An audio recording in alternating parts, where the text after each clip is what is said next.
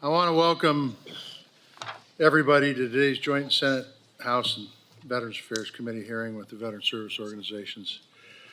We're going to first kick things off by hearing from the veterans of foreign wars. I want to thank you, special thank you to the VFW members who have traveled from every corner of our state to be here, particularly the Montanans in attendance, which include Joe Fletcher, Tim Peters, Jack Hawley, James Layton, and Fred Hamilton. Thanks for being here, fellas. I am proud to have recently introduced the Fred Hamilton Lost Military Records Act based on Fred's own experiences as a Montana vet trying to get access to his earned benefits. When military treatment records are lost after being transmitted to the VA by the Department of Defense, this bill would allow the VA to consider other documentation when determining compensation and pension benefits.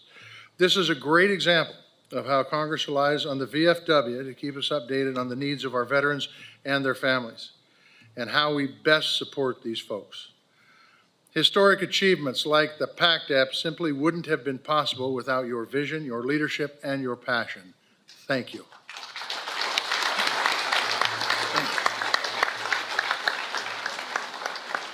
And make no mistake about this, it was the VSOs and the veterans who put pressure on Congress to do the right thing for our toxically exposed veterans and their survivors.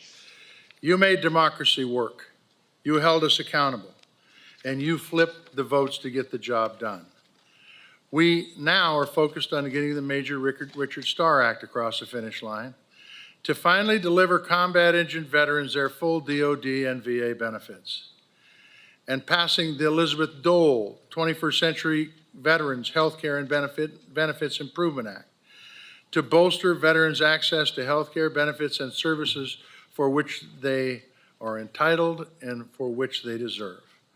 We also need to hold claim sharks accountable for preying on veterans' hard-earned benefits through the Guard VA Benefits Act.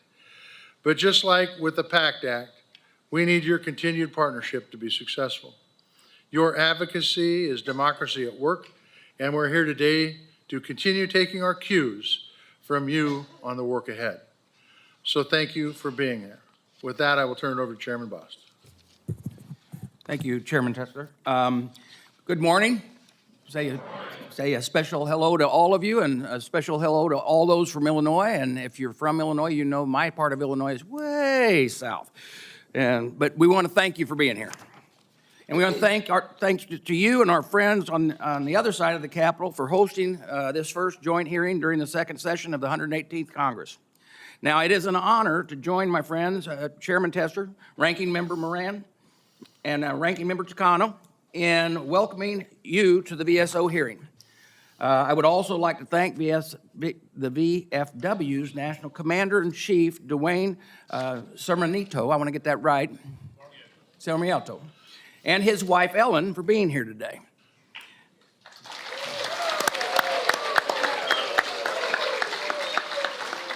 And I would also like to give a shout out to the Illinois State Commander, Mr. Brett Nella. Now, if you are joining us from Illinois, I want you, if you would, just stand, wave, would you? Okay, fantastic. A few in the back there. All right. Well, welcome to D.C., and thank you for traveling here from the best state in the Union. I agree. There. I don't know about that. We knew we'd get a response. As most of you know by now, being a chairman is not a responsibility I take lightly. It's very personal to me and my family. Many of you know I'm a Marine. Hoorah! Yeah. As a third-generation Marine, and my son is a lieutenant colonel at this time, and a grandson who's a corporal at this time in the Marine Corps. So you can see it's a family thing.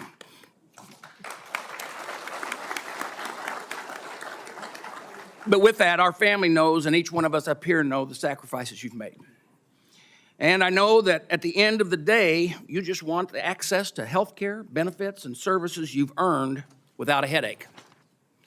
The veterans of foreign war are great advocates for both here in D.C. and across the country in every community. You have my commitment that we will continue to fight for you and the voices you represent. You just heard you just as hard as you have fought for us. That's why we want to make sure we do that. You know, I'm proud of all that we have accomplished together in the last few years, as mentioned by the chairman, including the president signing into the Bipartisan PACT Act into law. The legislation is the largest expansion of health care and benefits for veterans and their families in recent history, and we're going to make sure the VA gets it right.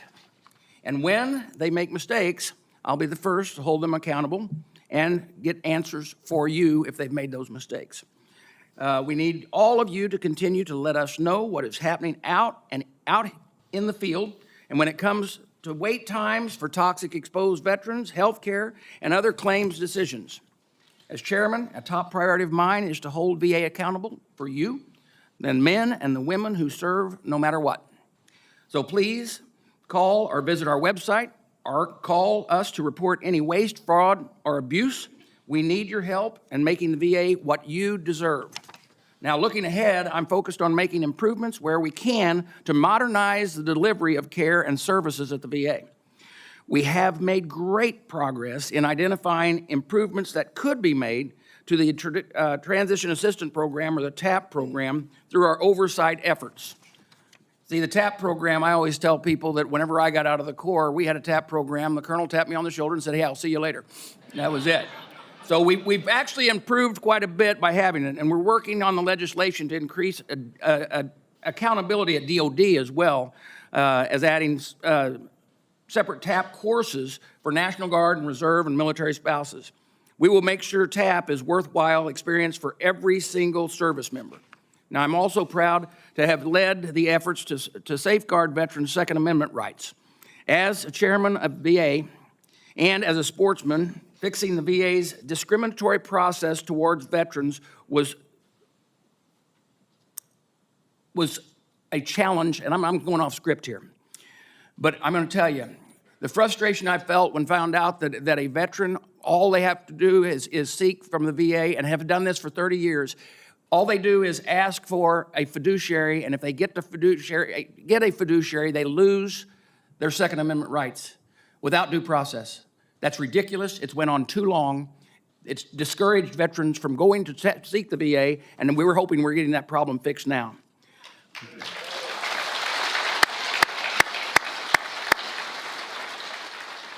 We will be working on that through a budget that's hopefully passing today.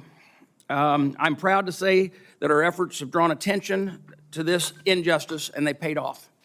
The language of my bill is currently included in the VA's appropriation bill and will soon become law. As the VFW knows, fixing this is long overdue. I thank Senator Moran and Tester for helping to get us this provision across the finish line. And I believe Senator Moran introduced that bill the first time back in 2009. So it's finally coming to fruition. Right now, we're in a bipartisan negotiation to get the package for the Veterans Bill to the President's desk as well. This comprehensive package includes many VFW's priorities, like expansion to the VA long-term care service to put veterans into control of where they want to live out their days, strengthening the community care programs, expansion to the Vet Tech education program, and support for homeless programs to ensure VA can continue to lift veterans out of homelessness and get them back on track, and so much more. Now, I would like to, with my colleagues, to get this package done as soon as possible.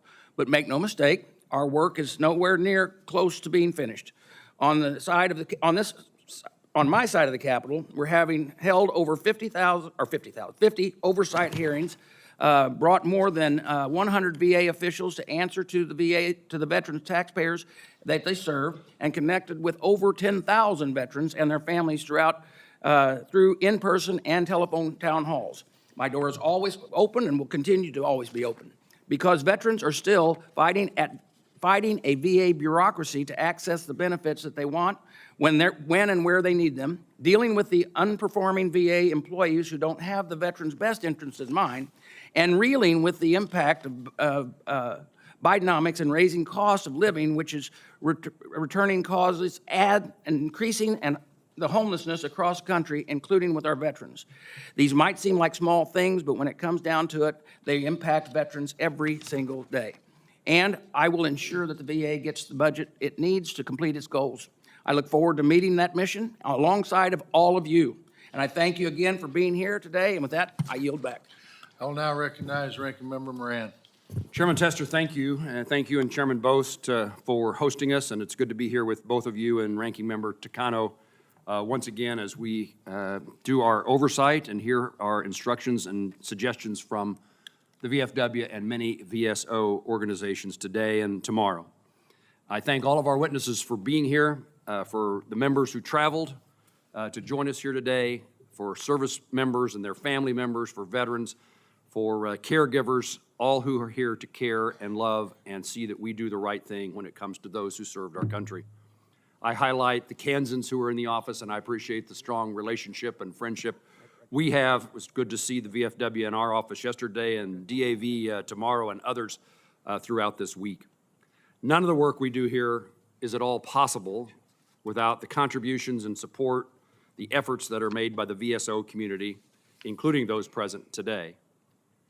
We, in my view, have accomplished some major things in recent years.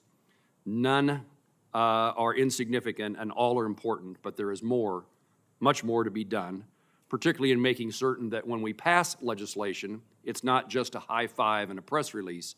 It actually results in the increased well-being and welfare of those veterans that we are committed to serving. We need to make sure that DC, the Department of Veterans Affairs, is implementing correctly, and when we've made errors in our legislation, we need to make sure those errors are corrected. I know that many in this room share priorities together in this second session of Congress, including protecting and expanding and ensuring timely access to quality health care, both at the VA, medical facilities, and in the community, ensuring proper implementation of the PACT Act to avoid further backlog of disability claims, engaging with VA to make certain that the PACT Act's presumptive decision process is responsive to veterans, increasing and updating benefits for survivors, assisting veterans in rural areas with unique challenges they face, continuing efforts to prevent veteran suicide, strengthening and supporting for transitioning members, service members, student veterans, and homeless veterans, as well as individuals within the caregiver, survivor, and guard and reserve communities. This is a great committee to serve on. I've served on it since my original days in the House.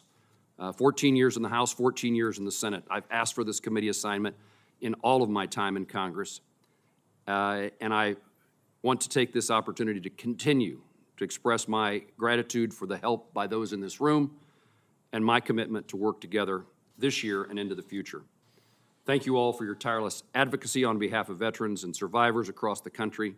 Your efforts are critical. They do make a difference, and every American should know the value of the Veteran Service Organization, and every veteran should see the opportunities to serve other veterans through a VSO.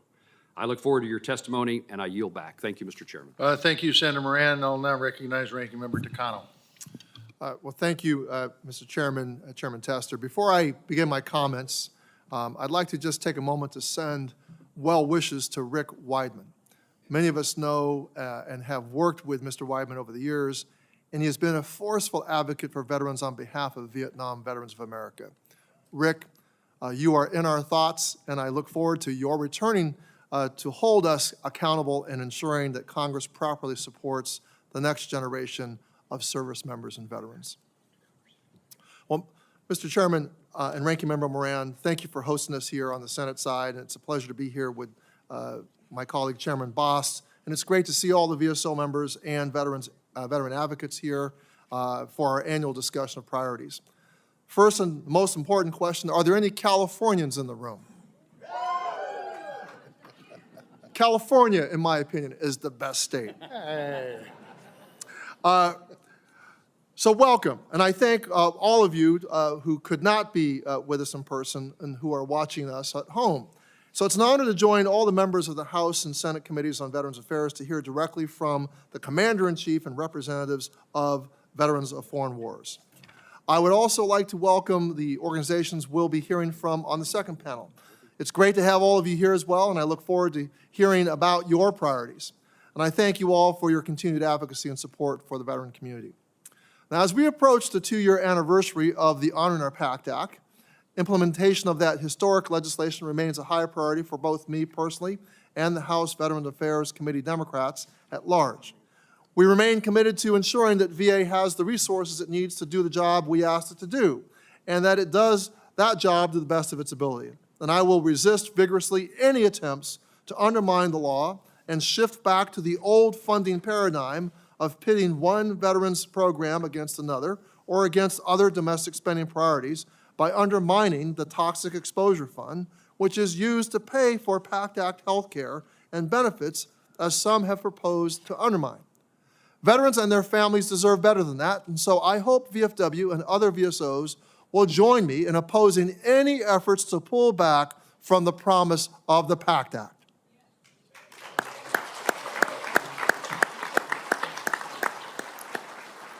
To date, VA is receiving and processing more claims for disability compensation than ever before. VA has opened its doors in extraordinary ways to more toxic exposed veterans so they can get the care they need. The last I looked at the dashboard, 720,000 claims have been approved for the PACT Act.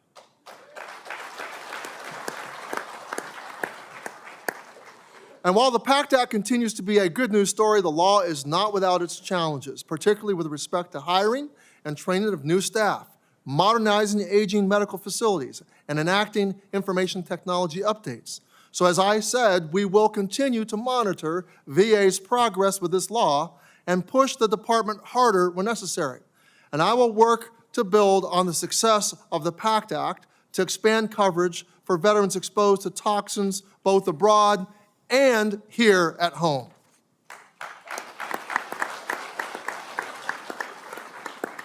But beyond the PACT Act, however, a great deal remains to be done on behalf of veterans during this Congress.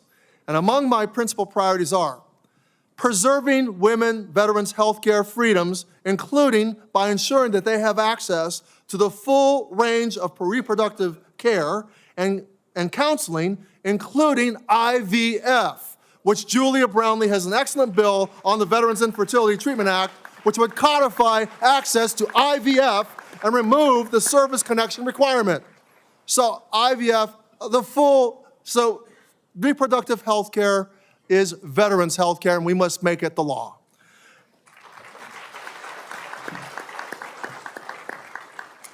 Delivering VA for all veterans, irrespective of their age, gender, sexual orientation, or race. Working to end veteran homelessness and food insecurity. Ensuring benefits parity for Americans veterans, whether they be active duty, guard, or reserve. And rejecting efforts to privatize VA by siphoning off more of VHA's budget for private health care. Now, unfortunately, we have yet to make much progress on those issues in this Congress. In fact, we have seen a noticeable backslide on a number of key veterans' priorities over the last year, like veterans' homelessness and suicide. We have seen issues related to caregivers and survivors get nothing but lip service. And we've seen an exponential growth in the number and scale of claim sharks, which my colleague, Chris Pappas, has been trying to crack down on with his excellent GUARD Act.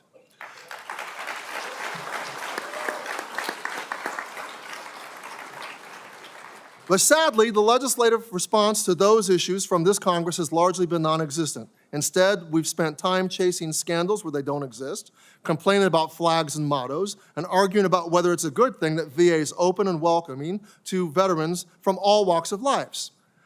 At best, it has been a distraction from the more pressing issues at hand, and at worst, it has been a case of severely misplaced legislative priorities. However, I commit to those who are watching today that I will continue to fight for real, concrete, actionable solutions to the problems veterans currently face. Now, I trust that I will continue to have the VSOs as a partner in that effort. You all have been a tremendous force for good, especially when that voice is unified toward the same policy goal. We saw that with your collective advocacy for the PACT Act, which was instrumental in getting that bill over the hump. And so I applaud your past efforts and I encourage your future ones. And I will always be your champion. I will add, though, that I am less optimistic, albeit still hopeful, about the willingness or ability of the House majority to do what is right and necessary to address key veterans' priorities. Case in point, I think everyone in this room, probably in this country, views ending veteran homelessness as a key priority. And I would posit that this is indeed an eminently achievable goal. There are policy tools that we know work. work well and quickly to reduce homelessness among veterans. Yet we have allowed VA's authority to use those tools to expire. And in our efforts to renew them through the HOME Act, we've continually heard complaints about cost and complexity. Not to mention that we have seen the cynical ploy of pushing through knowingly flawed legislation that the Senate can't do anything with to pretend that the issue has been addressed, as was the case with both the HOME Act and the Elizabeth Dole Home Care Act. And on top of that, the improved versions of both of these bills are now being held hostage to the majority's desire to privatize more VA health care. So I implore my colleagues to reject the politics of scandal and the culture war and focus on the real and actual problems that veterans face on a daily basis so that we can make real, lasting progress. Veterans deserve better than what this Congress is currently delivering. We can do better, and we have to muster up the courage to deliver. So thank you, Mr. Chairman, for yielding, and I will conclude by simply saying, don't feed the sharks.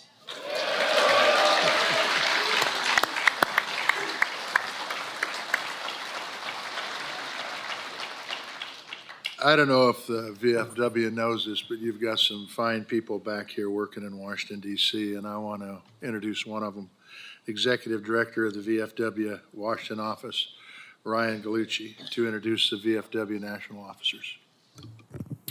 Thank you, Chairman Tester. Members of the Senate House Veterans Affairs Committees, I'm honored to have the privilege of introducing the national officers of the Veterans of Foreign Wars of the United States and our auxiliary.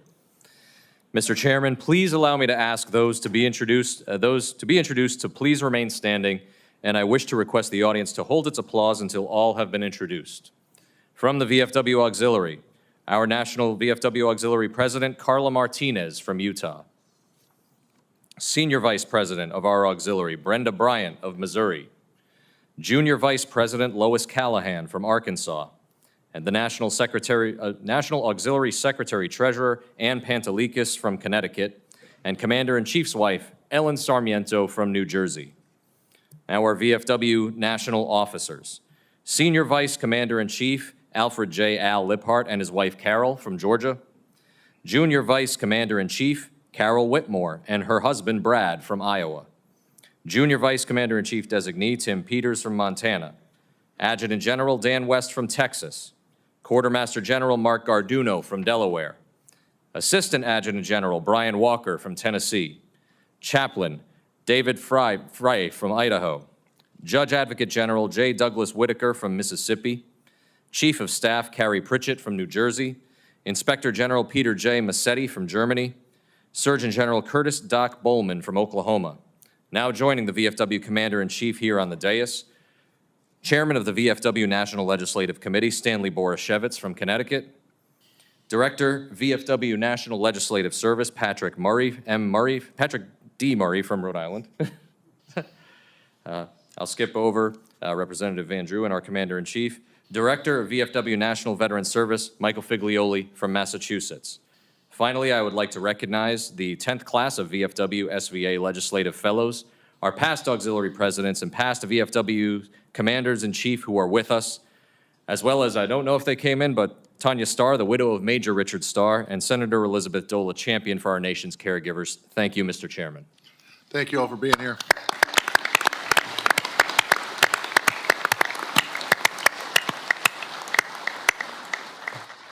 Now I want to recognize Representative Jeff Van Drew to introduce VFW Commander Sarmiento. Thank you, Chairman. Chairman, Senators, my colleagues in the House of Representatives, it is an honor to be here, and it is my honor to introduce Dwayne Sarmiento, a good New Jersey name, right? Absolutely, yes, sir. He's a distinguished man and a distinguished individual, a man who spent most of his life dedicated to serving his nation, a fellow native of my South Jersey, a commander-in-chief of the Veterans of Foreign Wars. Mr. Dwayne Sarmiento is a great man. He was born and raised in New Jersey. Dwayne enlisted in the United States Navy in 1988. He served on active duty from 1988 to 1997, and in the United States Reserve from 2002 to 2006. During his time on active duty, Dwayne deployed in support of Operations Desert Storm and Desert Shield, where he earned his VFW eligibility. In recognition of his service, he received the Navy Achievement Medal, the Navy Combat Action Ribbon, the Navy Good Contact Medal, the Southwest Asia Service Medal with 3 campaign stars, Saudi Arabian Medal for the liberation of Kuwait, and the Kuwaiti Medal for the liberation of Kuwait again, and numerous other medals and ribbons, too many to name here today. Following his military service, Dwayne chose to continue serving his community of Gloucester County in the state of New Jersey. He served as a police officer with the Greenwich Township Police Department and later the Gloucester County Sheriff's Department. Yeah, he's done a lot of stuff. Upon his retirement from law enforcement, Dwayne served his fellow veterans in Gloucester County as the County Director of Veterans Affairs. He held that position until his election as a VFW national officer. Dwayne joined the VFW in 1990 at Post 5579 in Gibbstown, New Jersey, where he maintains his Gold Legacy Life membership. He has served in elected and appointed positions in the Post District, Department, and national levels, to include his election as a state commander, VFW Department of New Jersey from 2018 to 2019. On July 27th, 2023, Dwayne was elected as the 115th Commander-in-Chief of our nation's most established combat veterans organization, the VFW. Since his election, Dwayne has continued connecting with and understanding the experiences of veterans, active service members, and their families. Not only has he traveled across the country and visiting their families in almost all of the 50 states, but has also visited veterans and our men and women in uniform living and serving overseas in Europe, Central America, and Southeast Asia. Dwayne has made it his mission to advance the VFW's 3 pillars of advocacy: assistance and camaraderie. He is committed to serving those who serve and embrace them and advocating for them wherever he travels. That's why he's here to testify on their behalf today. You know, there are just a few brief words on veterans. I served in the VA as a dentist. And I saw broken hearts, broken bodies, broken minds, and broken souls. There are no words, there are no proclamations, there are no resolutions, there are no awards that we can give them that suffice for what they've done and what they are willing to do. I'll be happy one day when we don't hear the words unemployed veterans, homeless veterans, veterans without health care, veterans that don't have educational opportunities, veterans with a higher suicide rate than anybody else in the United States of America, and veterans and active military that don't have to have woke policies forced upon them. We need a strong military and strong support for our veterans, period. Dwayne represents that. I am proud to introduce them. God bless you, Dwayne. God bless this VFW. God bless this committee for the work it does. Thank you. Thank you, Congressman, for that introduction.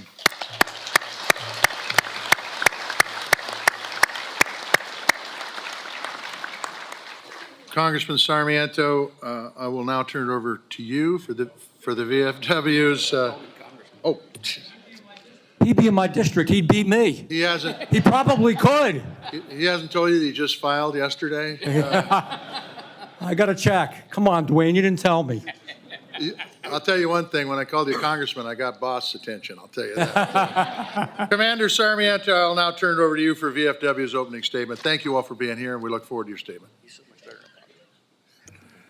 Chairman Tester and Bost, ranking members Moran and Takano, thank you for the opportunity to represent the 1.4 million members of the VFW and our auxiliary here today. the 117th Congress passed the PAC Act, which was a generational bill that provided care and benefits for veterans of all eras. I'd like to take this moment to show you just who the VFW represents and why the PAC Act was so important to us. It provided expanded care for Vietnam veterans exposed to Agent Orange. Could my Vietnam veterans please stand?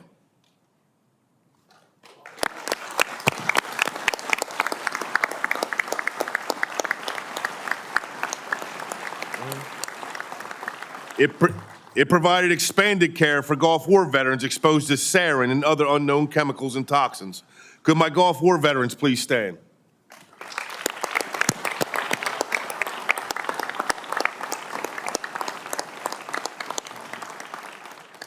And it provided new presumptive conditions in care for veterans who served in Iraq, Afghanistan, Africa, Eastern Europe, and other areas where they were exposed to burn pits and other airborne hazards. Could my post-9/11 veterans please stand?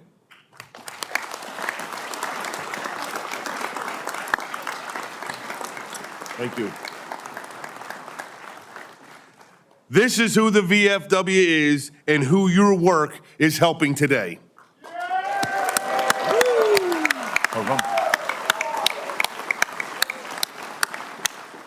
The men and women in this room are a cross-section of the VFW, a cross-section of our veteran population, and a cross-section of America.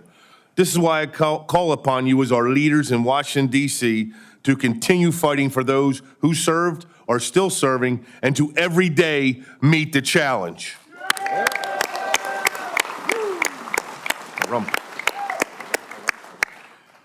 Now let's talk about claim sharks.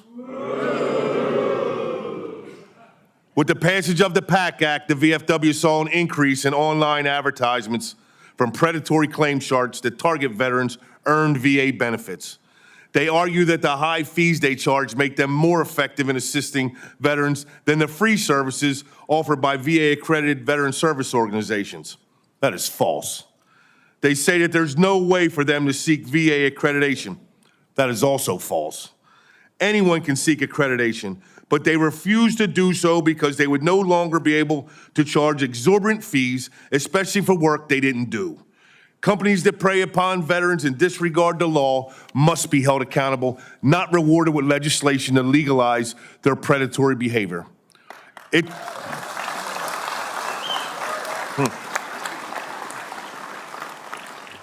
It's distasteful that these claim sharks take money from veterans, but it's absolutely disgusting that they take money from survivors.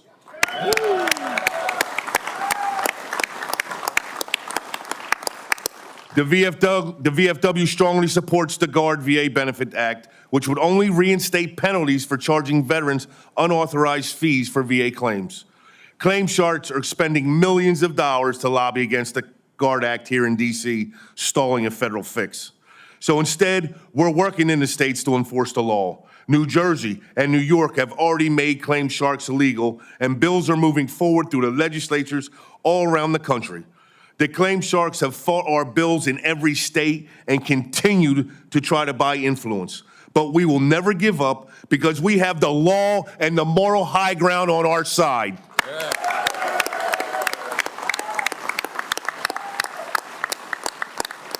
This is why it is so important to the VFW, because VA claims are the gateway to life-saving care and benefits. We invest heavily in our professional service program at 24 military bases. Every year, VFW-accredited representatives assist approximately 20,000 service members with their benefits delivery at discharge or BDD claims before they leave the military, meaning they can receive benefits almost immediately upon separation for free. Unfortunately, access to accredited representatives for BDD is inconsistent. That is why the VFW highly recommends the passage of the TAP Promotion Act, which will ensure all service members have direct access to accredited representatives during TAP classes. The VFW commends the VA for starting down this path in January, but this only reinforces the need to make this the law.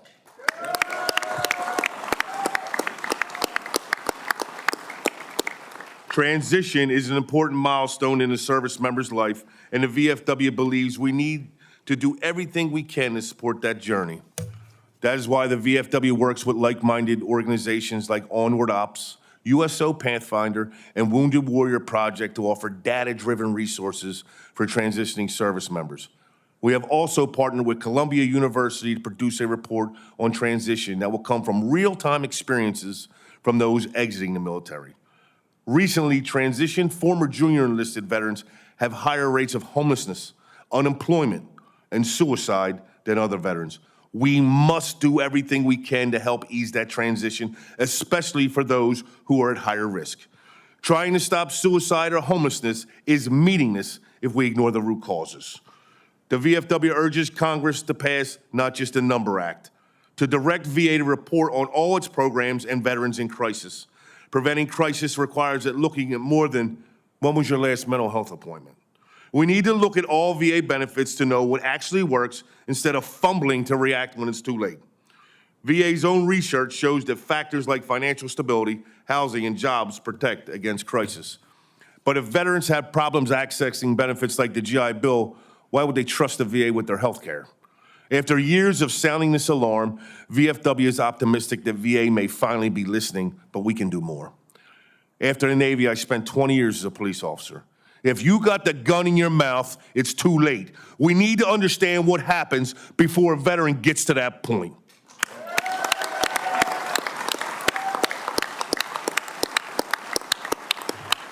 Next, we need to make sure our veterans receive the full benefits they have earned. Year after year, and Congress after Congress, the VFW has advocated to fix concurrent receipt, and this year is no different, because Congress has yet to finish the work it started and promised to finish 20 years ago. Our government says it holds veterans in high regard, yet we keep using them as a way to save money. Military retirement and VA disability are two fundamentally different benefits earned for two entirely different reasons, yet the law calls this double dipping. The Major Richard Starr Act gained overwhelming bipartisan and bicameral support from the 117th Congress, yet not enough to send it to the president's desk. The VFW fears the 118th Congress will end up with the same result. We must pass the Richard Starr Act so veterans receive the full benefits they have earned through their blood and sweat in service to our country.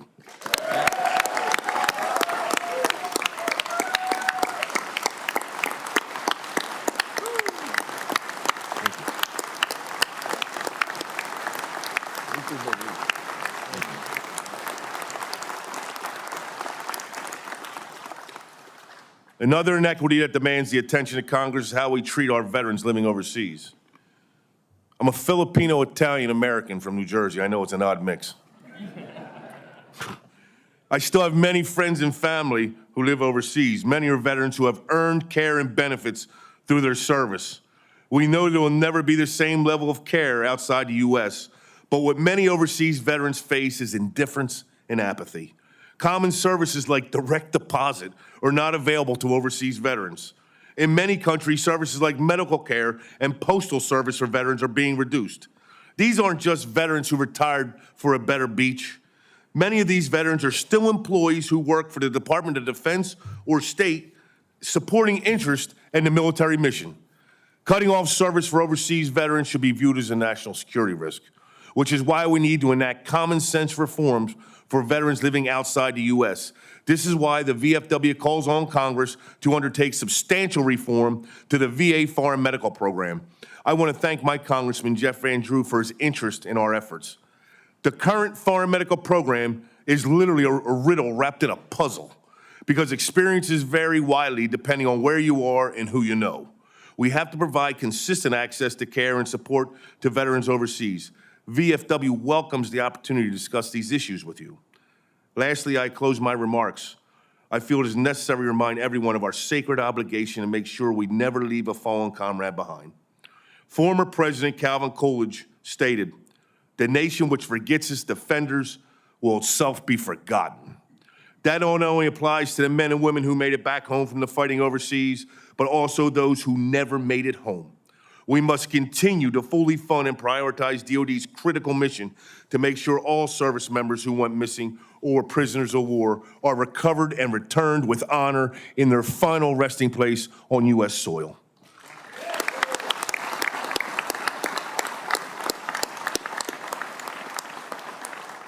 Moreover, it is imperative that DoD properly recognize the dangerous service of all Americans overseas. I've had the chance to visit with service members around the world over this last year, whether it's alongside DPAA on a mountain in Laos or alongside decision makers and care providers at SHAPE or Landstuhl.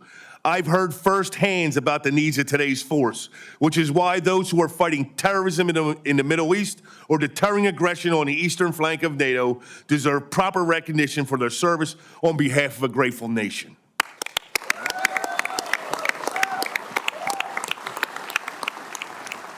Chairman Tester and Boss, ranking members Moran and Takano, your committees have done so much over recent years to serve our veterans, culminating with the PAC Act. The VFW thanks you for all your hard work and work yet to come. Thank you for the opportunity to share the VFW's priorities as we enter our next 125 years in service to our veterans. We are eager to answer any questions you may have.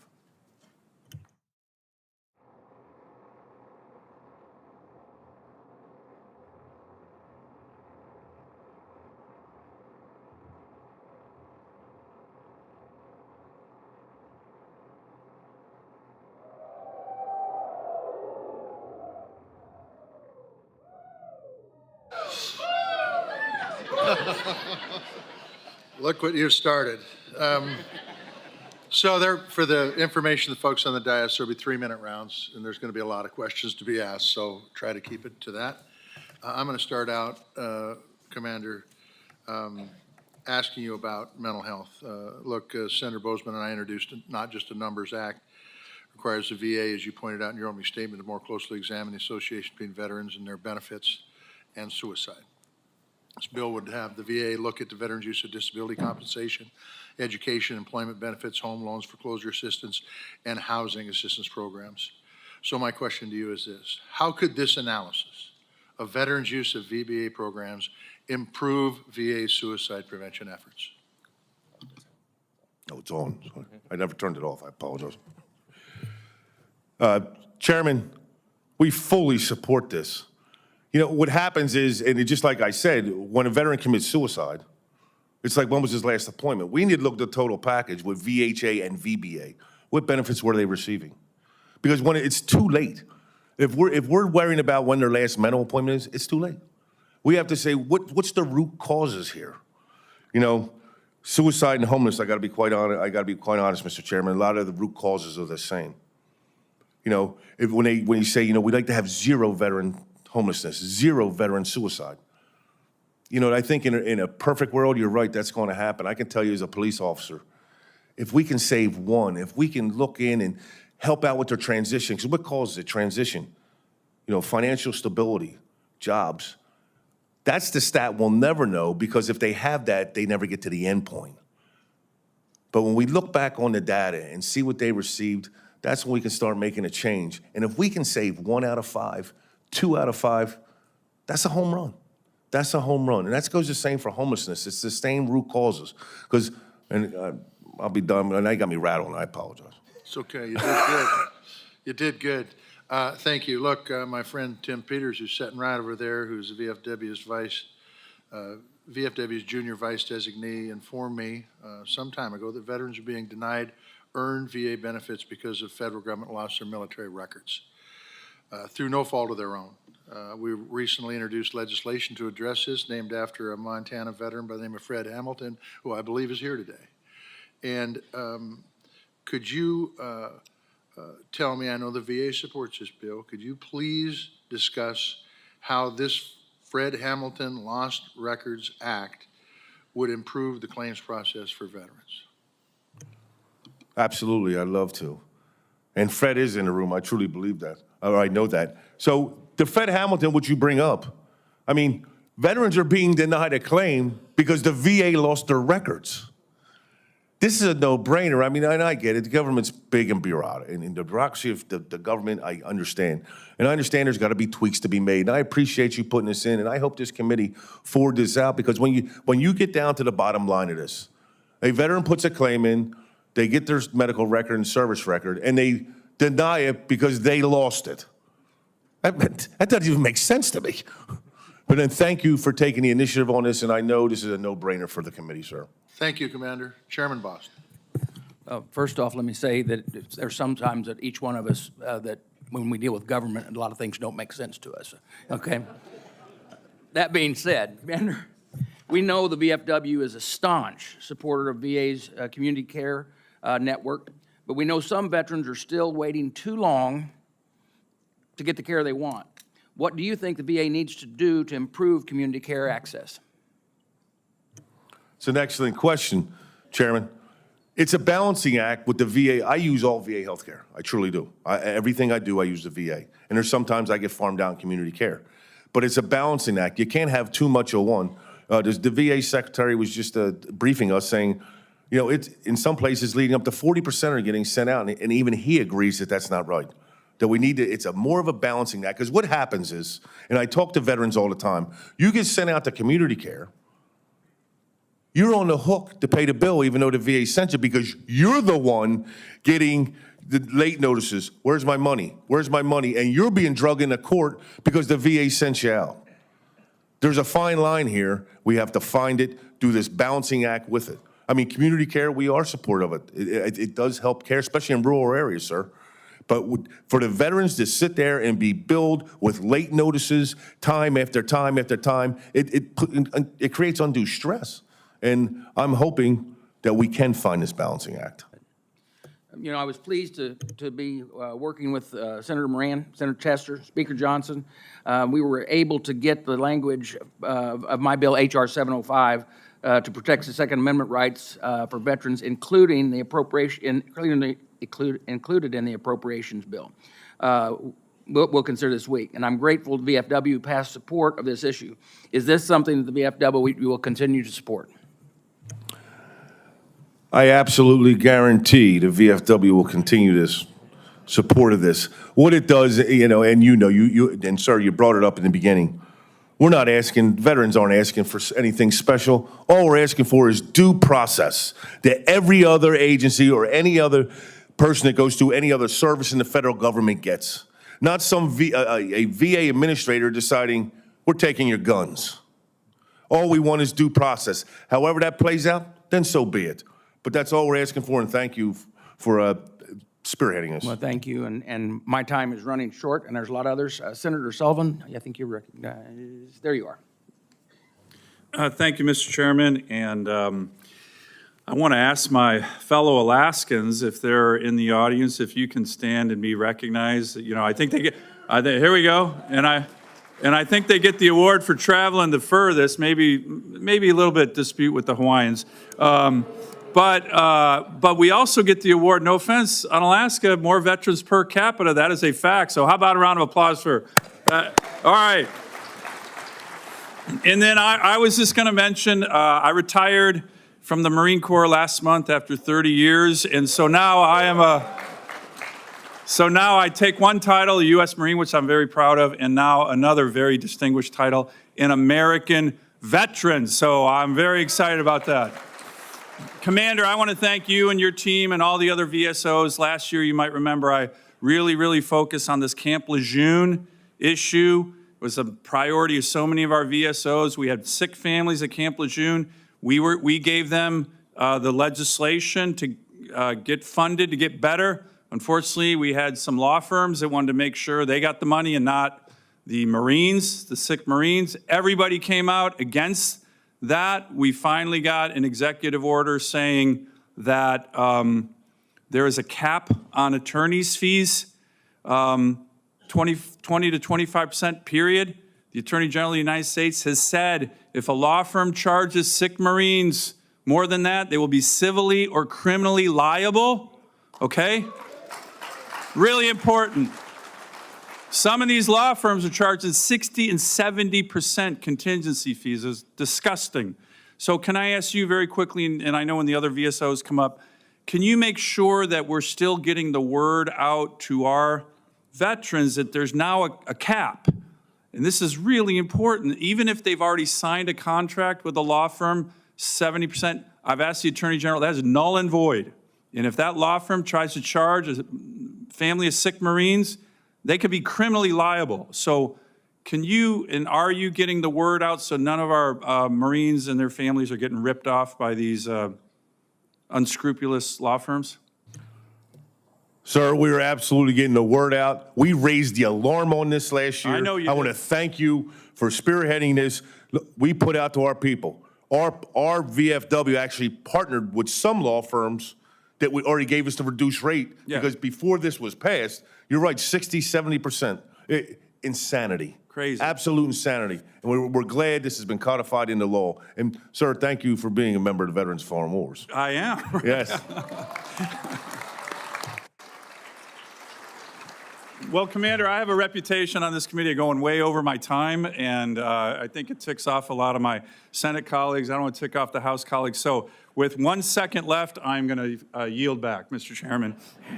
Thank you. Ranking Member Takano, you're recognized. Well, thank you, Mr. Chairman. Commander Sarmiento, I know you're not a member of Congress, but in the event you become one, I know you're going to join the Congressional Asian Pacific American Caucus. So with that, let me just say, I want to thank the VFW for your support for the Guard and Reserve GI Bill Parity Act, and I'm happy to report that Mr. Levin introduced the bill yesterday with Senators Moran and Tester, and I'm happy to support it again this Congress. And I absolutely echo your written testimony that it is beyond time that the National Guard and Reserve service members receive a GI Bill eligibility for the entirety of their time in uniform. So my question to you is this: to be absolutely clear and blunt to the other members of these two committees, when you say in your written testimony that the time is now for parity, are you calling for Guard and Reserve GI Bill parity to be passed in this Congress? Chairman Takano, yes, we are. Well, let's get it done. Absolutely. Now, let me go on. Your testimony discusses how the social determinants of health are intertwined with veteran suicide prevention work, and you highlight homelessness and financial instability, unemployment, and justice involvement. And I agree with your push to see better data transparency out of VA to address these issues. And I guess what I would ask is how you would respond to politicians who drag their feet in paying for programs in this space or try to cut and defund social safety nets. What are they doing to veterans? Now, as a follow-up, let me just ask you about that. What do you think about politicians trying to cut or defund social safety net programs? Mr. Chairman, I'm going to turn that over to our subject matter expert, Okay, got it. Pat Murray. Mr. Chairman, Ranking Member, a lot of these issues require funding, upfront funding and full funding so that these programs can continue all year long without interruptions. The start-stop of funding affects them, which ultimately trickles down and affects veterans. We need to make sure that these programs continue to be fully funded all year round going forward. And that includes the social safety net programs like SNAP for Yes, sir. veterans. Thank you. And as a follow-up, talking about homelessness programs, Congress, these two committees that are sitting in front of you here today, have failed to extend much-needed pandemic-era authorities that were proven to be effective in reducing housing insecurity, while also connecting homeless veterans to health care appointments and job interviews. Your testimony mentions H.R. 3848, the HOME Act, which would address these problems. Do you have any thoughts on how Congress should proceed and the effects of the delays in getting this bill to the President's desk on having housing insecure veterans? Congressman, we're hoping that this moves forward. As you know, the HOME Act increases the maximum rate of per diem to VA providers. It furnishes services for shelters, food, clothing, basic necessities of Americans, especially those that are vulnerable. We fully support this, and we want to get this passed, get it signed, do whatever it is we have to do to take, when we talked about the steps of where do we stop homelessness, this is the beginning steps. These are root causes, all those issues. We're fully behind this. Well, thank you very much. Let's get it done this Congress. Thank you.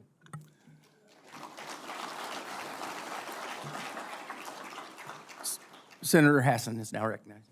Well, thank you very much, Mr. Chairman, and to you and Chairman Tester and our ranking members, thank you for this hearing. Commander, thank you for your testimony. To all the Granite State VFW and auxiliary members here, thank you for your service. Very proud of our veterans in New Hampshire, and to all the veterans who are here today, regardless of what state you're from. Thank you for being here. And to our Vietnam vets in particular, welcome home. Can't say that enough. Commander, in your testimony, you mentioned claim sharks, people who are not accredited benefits agents, but who nonetheless offer to, quote, help veterans file their benefits claims, and then they charge enormous fees. So I'm a strong supporter of the Guard VA Benefits Act that would help crack down on claim sharks who target veterans. But can you just please discuss a little bit more the important role that accredited agents play in helping veterans access benefits and how these claims sharks undermine this important work? I absolutely love to. The importance of the VSOs, any of the Veteran Service Officers. Number one, it's free. Yeah. These claim sharks are breaking the law. And ever since the PACT Act was signed, we never even heard of a claim shark. Right. These people came, there's been hustlers and grifters ever since currency was invented. And as soon as the PACT Act came out, all of a sudden we got attorneys that want to get involved.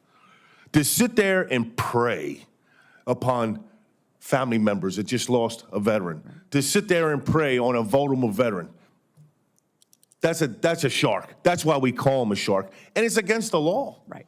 All we're asking is to reinstitute penalties. Yeah. Put the penalties back. It's no different. I mean, look, I'm from New Jersey. I get it was Right. down here, the crime in D.C. I got the same in New Jersey. If they said carjacking is illegal, but there's no penalty, I'd have to walk everywhere I go in the state of New Jersey. Right.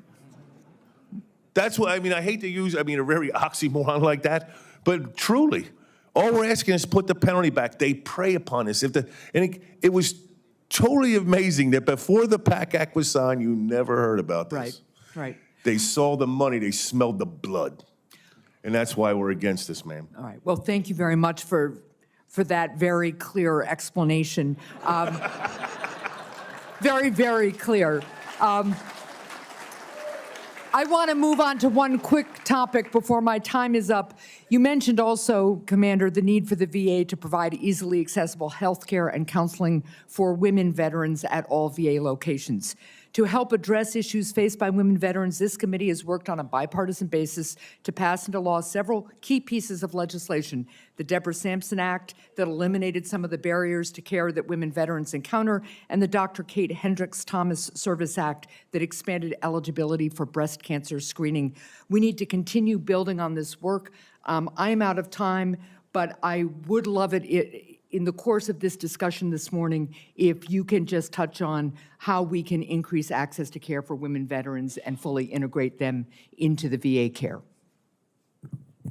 Man, Pat Murray's testified in front of several subcommittees and committees. I'm going to pass this on to him to make sure you get exactly the answer you want. With the chair's indulgence, Oh, I'm thank you. sorry. How's Yeah. it work, sir? Yeah, thank you. That would be great. Yeah, go ahead. Yeah, go ahead. Ma'am, one of the things that we're seeing is preventive care is critically important. Things like prenatal vitamins. Veterans who are pregnant are not treated that they're pregnant until they actually are positive. Having access to prenatal vitamins is incredibly important to help prepare healthy bodies for that future Right. next step. Right. Thank you very much. Thanks, Mr. Chair. Thank you. Senator Tuberville. Thank you, Mr. Chairman. Thanks for being here today. My state of Alabama, we have anybody here? We got a few. Thank you very much. Real quickly, under the Trump administration, there's an evaluation of a lot of people in the VA. It's not just about money. It's not about buildings. It's about people who work in those buildings. 4,000 people were fired for cause. This administration has allowed them to come back with back pay and work in the VAs. It's a disgrace. Do your job or you don't work in the VA. You deserve great care. Great care, not average care. Now, unfortunately, the VA has lost its way under this administration. They've gotten caught up in the border crisis caused by the President Biden and his open border policies, while the VA should be leveraging every available resource to ensure timely and quality care to veterans. A section of the VA Financial Service Center helps process health care claims for illegal aliens. VA community care providers are used by the DHS to provide care for illegal aliens. Do you approve, Mr. Chairman, of the Biden administration using the VA and our taxpayer dollars to assist with health care claims processing illegal aliens at ICE detention centers. Senator, it is our understanding from even going to Chairman Boss's committee and speaking to the VA secretary that there's 10 VA employees on the border processing ICE financial claims. They've been doing this since 2002. Obviously, we are against if VA's using resources, medical resources on undocumented immigrants, we're against that. But from our understanding, and if I'm answering your question, Senator, I want to make sure I'm understanding, that we have 10 people, I shouldn't say we, the VA, not we. The VA has 10 people down on the border doing medical billing process. And it's not taking away from anything from veterans in the VA, sir. So that being said, my Bill 3490, the No VA Resources for Illegal Aliens Act, would stop any of this from happening. Would you support that? I don't believe we've seen that. We have? It's something, if you'd like to speak to our staff here in D.C., sir, we should be willing. Thank you. Thank you, Mr. Chairman. Representative Brownlee.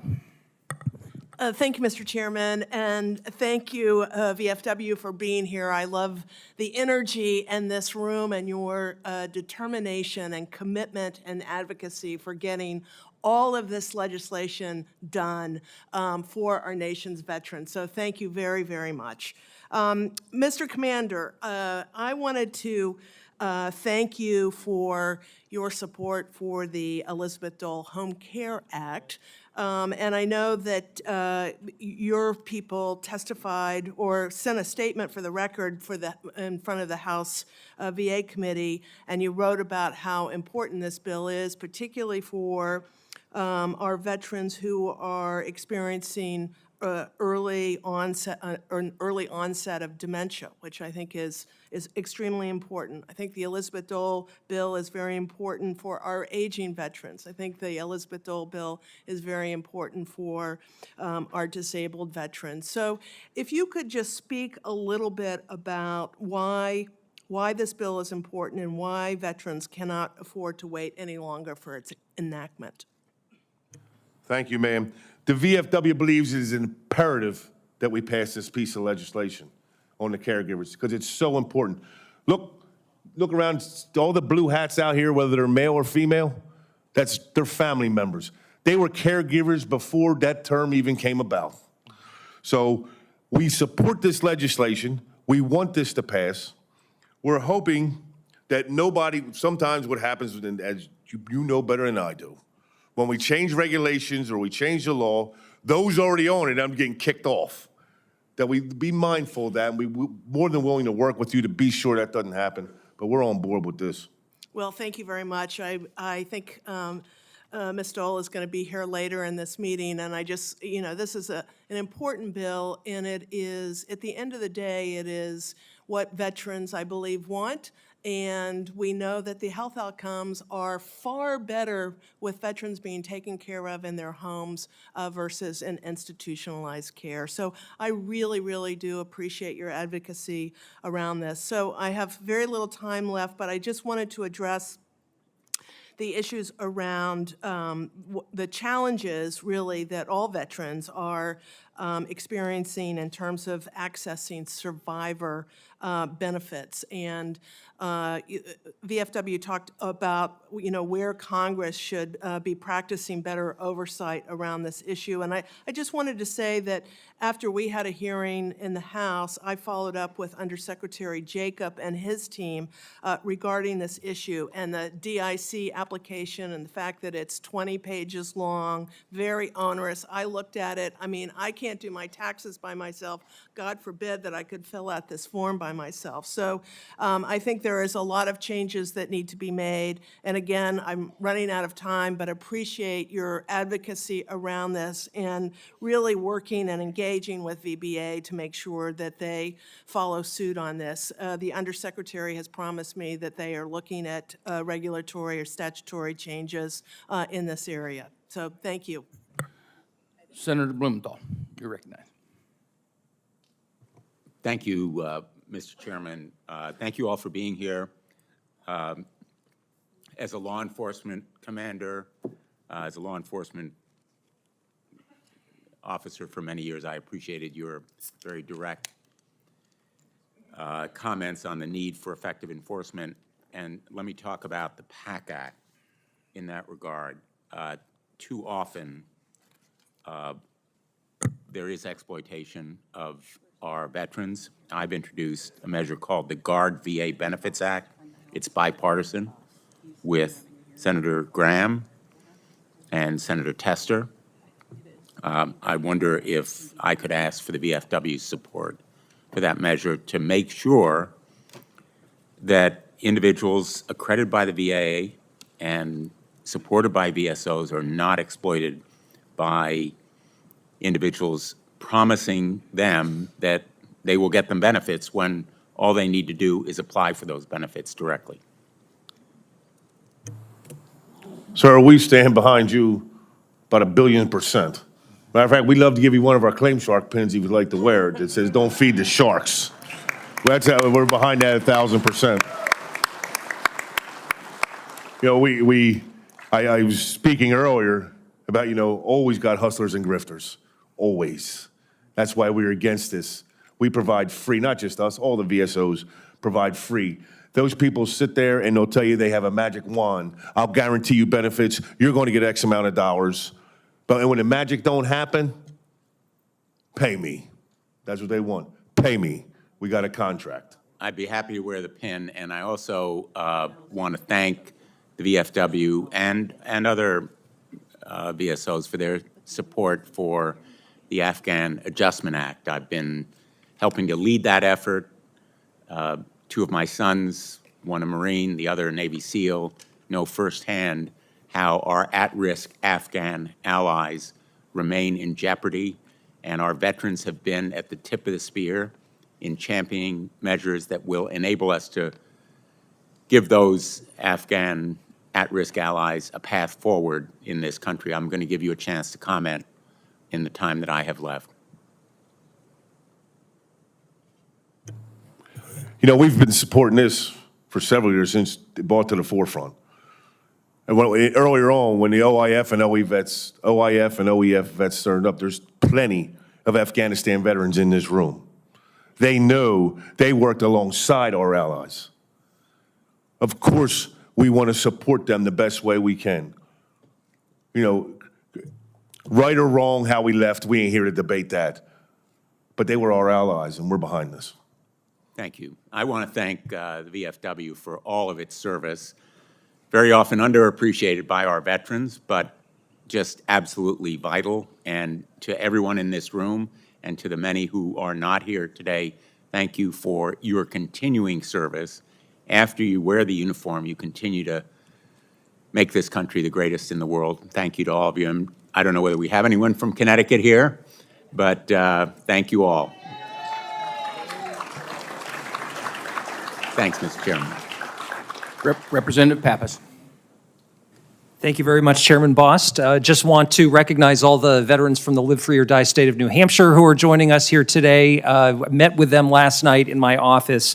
Really appreciative of the priorities that you bring to me each and every time. Also appreciative of the Claim Shark pin that you gave me last night. So thanks very much for all of your work. I wear it proudly. And Commander, I don't want to beat a dead shark here, but I do want to continue to highlight the need for the Guard VA Benefits Act, and no one could say it better than you did in your opening testimony. And I just applaud VFW for your continued work here in going after these unaccredited representatives that are engaging in predatory practices and are taking advantage of our veterans. It's really important, especially as we sit in this big room with so many folks that have served our country in a variety of different ways, to understand that we work for you, that VA works for you, and that it's so critical that we have protections and teeth to the law to make sure that no one is ripping off our veterans. We've got to make sure that we strengthen the accreditation process and ensure that everyone is going through it who is assisting veterans with their claims. I've talked to a number of constituents that have been caught up in this. They've reported that they have been paying an arm and a leg to these claim sharks companies for things and services that are offered for free by VSOs, including VFW. It's one of the reasons why I'm continuing to push in a bipartisan, bicameral fashion for this Guard VA Benefits Act. As you said, Commander, this would just reinstate the criminal penalties, which were taken away somehow a few years back, and would make sure that anyone who's assisting veterans with claims has to go through this accreditation process and abide by the law. And it's really important that there's some enforcement capability here, because right now, when a claim sharks company is charging veterans whatever they want, there's no recourse. This can be reported and flagged for VA, but there's no way that the government can go after these bad actors. So that's what this is all about. And so, Commander, maybe I could get at this from a different way. There's a competing proposal that's on the table, a bill called the PLUS Act, and it's supported by a lot of these. It has support from a lot of these claim sharks companies and lobbyists who have been having a flurry of meetings here on the Hill. Could you talk a little bit about concern that the VFW has for that legislation? Because I see this as sort of legitimizing predatory practices and opening the tent to those who are currently violating the law. But maybe I could get your take on that, Bill. So the PLUS Act that you mentioned, you know, the major competing companies that are the sharks wrote the bill. And what is pretty offending, at least not from a veteran, but not for you, but to read this, is they wrote it in a way that, yes, we'll make it illegal for the other people, but it's okay for us. But anybody comes behind us, we're good. And they put in law for those that haven't jumped on board yet and you get grandfathered in, that it's illegal for them, and yes, put them in jail or do whatever you do to them. This is, everybody here knows, I mean, I'm preaching to the choir, everybody got the pins on and we love it. We know how important this is. We know the money they're throwing at this. Look, we're veterans. We don't have no money to do that. We're thankful you allow us to come here and speak and give us our feelings and give us what our beliefs are. You allow us to come into your office and talk to you and your staff personally. That's what we do. But we don't have money to throw at this like they got. And I want to thank you for holding the line. Thank you so much for that.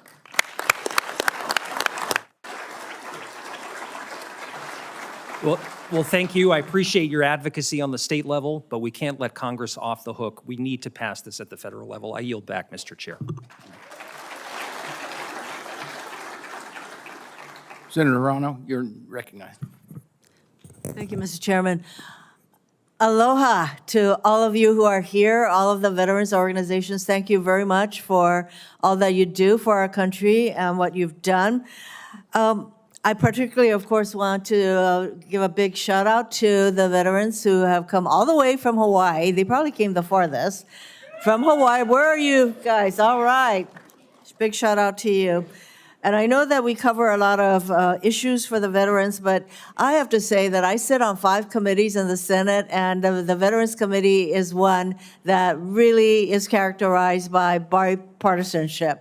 And that is why we are able to get a lot done that reflects our support for the veterans, and especially as we see more women who are serving now and more female veterans, and the particular, I think, needs of the women veterans are being met by all of you. And I know that all of you, by the way, where is the women? Where are the women who are going to be testifying? Yay, big shout out to you folks, that there is support all around for to make sure that we are meeting the particular healthcare and other needs of the women veterans. So thank you very much for all of you being here, and thank you, Mr. Chairman.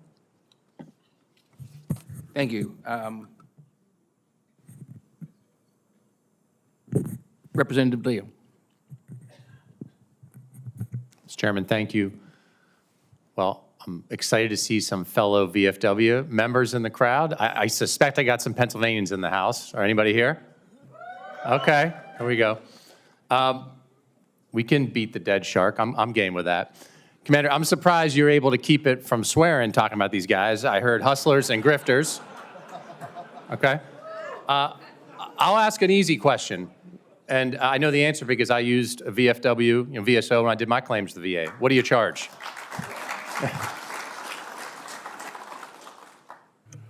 Sir, free. Exactly right.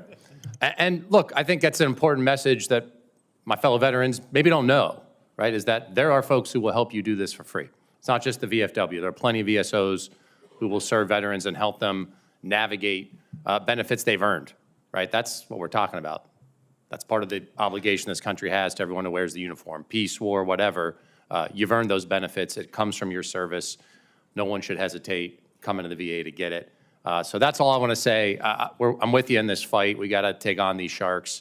We've got bipartisan buy-in. I hope to get this done, and we're with you as long as it takes. Thank you. Mr. Chairman, I yield back. Senator Tillis. Thank you, Mr. Chairman. Thanks, everybody here. I have to do the obligatory. Either live in or have spent some time in North Carolina. Can you raise your hand? There you go. Thank you all for being here. Just very brief. Commander, in your opening statement, I was here for that. We were talking about veteran suicide. And I think you're right. You were saying, excuse me, if you could reduce 1 out of 5, that's 4 a day. 2 out of 5 is 10 a day. It's a big number over time. The concern that I have is that the majority of them are not connected to the VA. More than half of them are not connected to the VA today. And one of the things that I've been trying to preach, and hopefully I think that you all reviewed it and you're okay with it, the Veterans Bill of Rights, which is for these people who are going out there and convincing them to, these attorneys basically taking exorbitant fees to actually represent them for Camp Lejeune Toxics Act. I want them to read a statement to them or give them a statement that says, do you realize that you don't have to pay a dime to apply for this? Do you realize that there are VSOs out there that will do it for free? Do you realize that you have congressional offices that are also tasked with doing this every day? Until you've exhausted all these possibilities, which will not cost you a dime and net you more benefits, do you really want to sign this agreement with an attorney? I'm going to try to do my best to get that done quickly. Here's the main, I want to do it to protect the veteran and not to have these people rip off qualified veterans. But I also want to do it because I believe in my heart of hearts with all of this advertising, these damn ads are driving me crazy, but with all these advertising that's going on right now, maybe it's a way to actually get some of those people who are not connected to the VA connected. If they see that they have these rights, if they see that they can call a congressional office, what do you think about the Veterans Bill of Rights, and what do you all think we should do just to get it done? Sir, I'm going to pass this off to Pat Murray, our legislative director. Senator, we support this proposal fully. I think what we can get it done, bring it down to the floor hotline at, I don't know, after lunch. But what we want to do is continue banging that drum that it's not just the free option. There's an entire network out there. 100%. It's VSOs, it's county, Well, it's state, that's why it's in the Bill of everybody. Rights, that's what I'm saying. Here, we can work on the wording, but here are all the resources that you have as a veteran that you should exhaust before you sign a retainer for a law firm is more interested in what they get at the end of the day than doing right by the veterans. Sir, you are absolutely right. There is an abundance of choice already out there, and we want veterans to go to that first. Well, we'd like you all's feedback on maybe some of the details of the Bill of Rights, but I think it helps us. I think it puts these folks in their place, and I think it gets more veterans connected, which gets to a key problem that I want is fewer men and women taking their lives every day. We need to help them. Thank you all.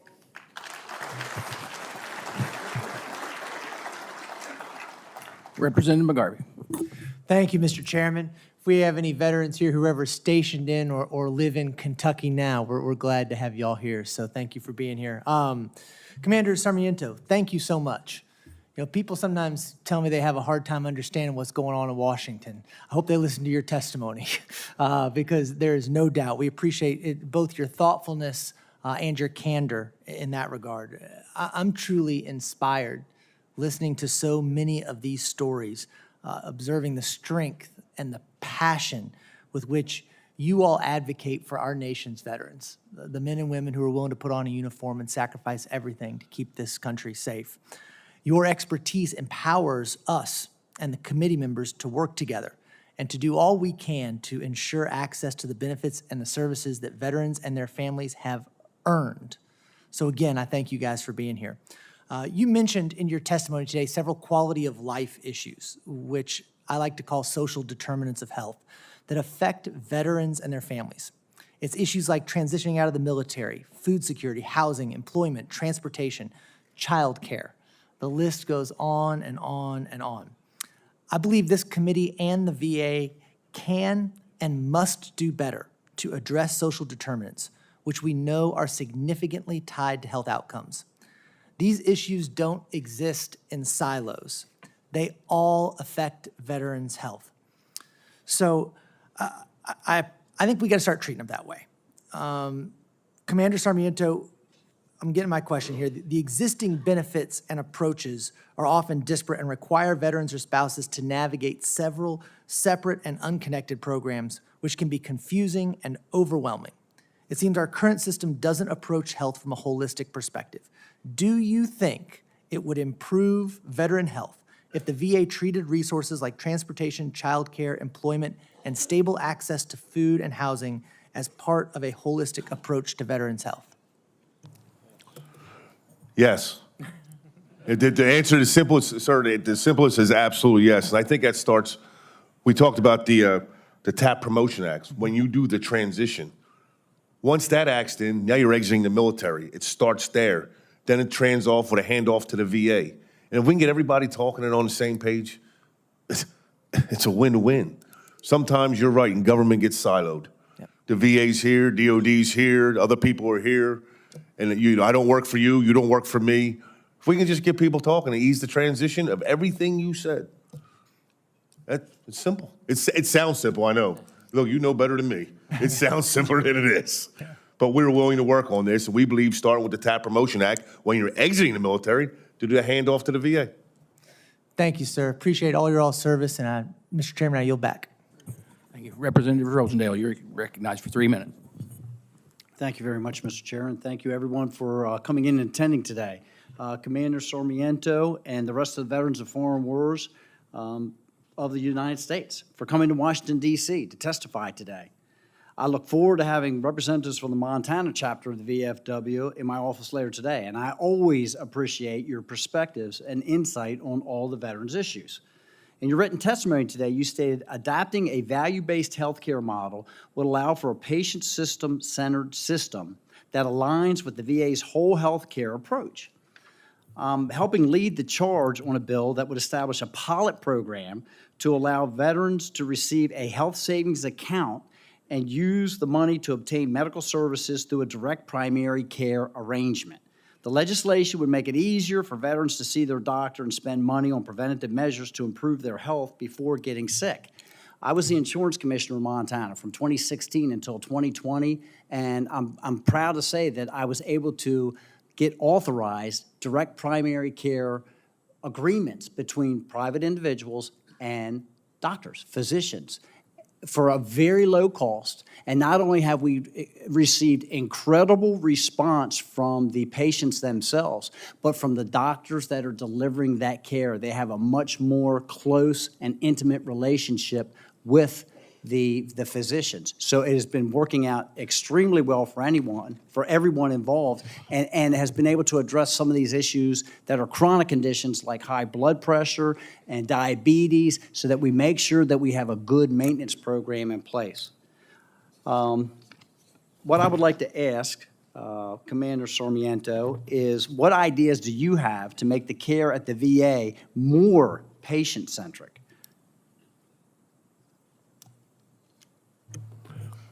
So I'm going to pass, our executive director definitely a little better at this than I am. Okay. I'm going to pass this off to Ryan so I don't sit here with an answer and try to dance around you and go, obviously you want your question answered. Perfect. Well, thank you, Commander-in-Chief, and thank you, Mr. Rosendale, for the question. The VFW has had a lot of discussion on this very issue. Now first, to be perfectly frank, when Phoenix happened in almost a decade ago, we were out there saying, look, community care is part of VA care, and that's very important. What we've seen over the last 10 years is you've had the Choice Program, now you have Mission Act, you've had other programs here or there. One thing, here's what I'm concerned about. The Secretary talks about how much VA is spending on community care, but you look at how much of that is emergency room care. That is the most expensive and most fractured care that a veteran can receive. Some of the things that we've talked about with Dr. El Nahal and VHA and even the Secretary is you need to lean on your third-party administrators. You need to lean on your third-party administrators heavily so that you're integrating this community care into VA care when a veteran has chosen VA as their care provider. We're pushing that very hard because the last thing we need is veterans showing up at emergency rooms receiving that fractured care. We think there are ways to do this and would be eager to work with you and the committees to address that. Thank you very much. And again, I think that we can establish this relationship. We have a maintenance program that we can avoid crisis situations for our veterans in the future. Thank you, Mr. Chair. I yield back. Senator King. Commander, I wish you'd quit beating around the bush, man. We've gotten less bullshit from you today than any witness I've ever heard.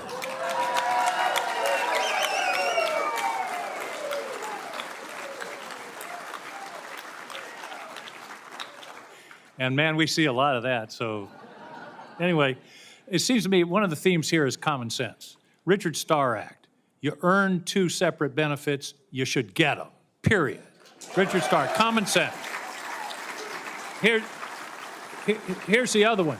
One of the first hearings, I'm on Armed Services and Veterans Affairs, so I see this from both sides. One of the first hearings I was in on Armed Services 10 years ago, I made the statement, I said, why don't we spend as much money on transition as we do on recruiting? In other words, let's take care of those veterans when they're coming out. And of course, the third common sense is the GUARD Act. Why are we allowing people to take money out of the pockets of veterans when you guys can do it more effectively for free? So let me talk about transition for a minute. Transition is statistically one of the most dangerous moments for veterans. That's where there's a high level of suicide, a high level of homelessness. It's a real problem. So a couple of bills. The Welcome Home Veterans Act. One of the problems is when you sign all those paperworks at the TAP, there's one little box about opting in to notify the state veteran agency. I want to change that to an opt-out because right now only 13% of veterans are known to their state agency. My vision is let's get the names to the state agency, they get the names to the VA. I want a couple of you guys or women meeting the veteran at the airport when they arrive home. So do you support the Welcome Home Veterans Act? Yes, we do, sir. That's a common sense approach to a problem that probably got incurred by just not oversight, but overlooked. Was just overlooked. The opt-out. That's a no-brainer. And then we'll get people names so they can be met and get the services they need right away. Second one is the TAP Promotion Act. You've already mentioned that. Make VA accredited representatives like yourself at the TAP day before people leave. You're for that, I take it. We are all in on the TAP Promotion Act. That's good. All right. The third one is the Combat Veterans Pre-Enrollment Act, so that a combat veteran can enroll in the VA healthcare before they leave their service so they get the care they need from the VA on day one. Are you in on that one? Yes, sir. We are in on that one as well. Well, you got it, man. Let's get this done. Thank you, Mr. Chairman.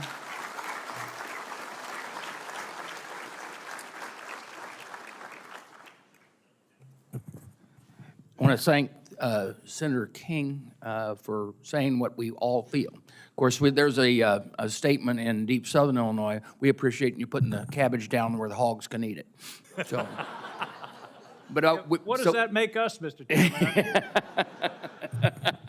Well, I thought Chairman Tester demoted you by calling you a member of Congress. So, but we do want to say thank you to the VFW for sharing this 2024 legislative priorities, and to all the veterans and families and caregivers and survivors that are in attendance here today. Now, we're going to switch over to our next panel, which will be Elizabeth Dole, and Senator Dole is going to address us, but we're going to take a 15-minute break, and then we'll reconvene.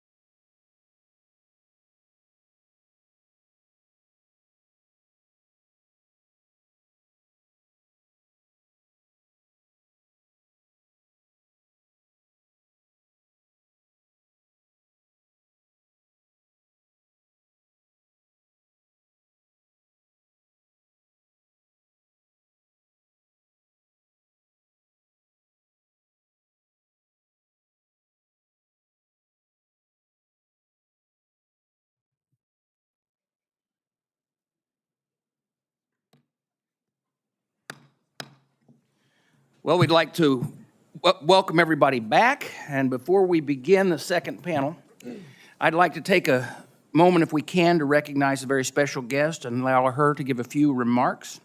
Senator Elizabeth Dole, welcome. Thank you for... Agree.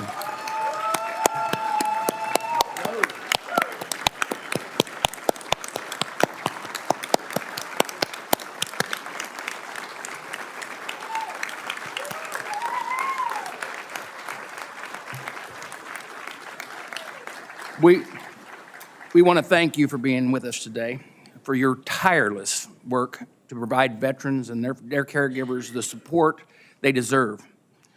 And the floor is yours. I think your microphone there. Chairman Tester, Chairman Boss, Ranking Member Moran, Ranking Member Takano, Congressman Brownlee. Thank you for that wonderful, warm welcome, and thank you for inviting me to speak in support of legislation that I believe to be a lifeline for America's veterans and their caregivers. I'm grateful to our many partners here today showing their support for this important legislation, particularly my good friend, General Mike Lennington. Mike, I know this is your last hearing as CEO of Wounded Warrior Project. Thank you for being a transformative leader and advocate, a true partner, and for the immeasurable difference you have made in the lives of so many veterans and caregivers. Yes.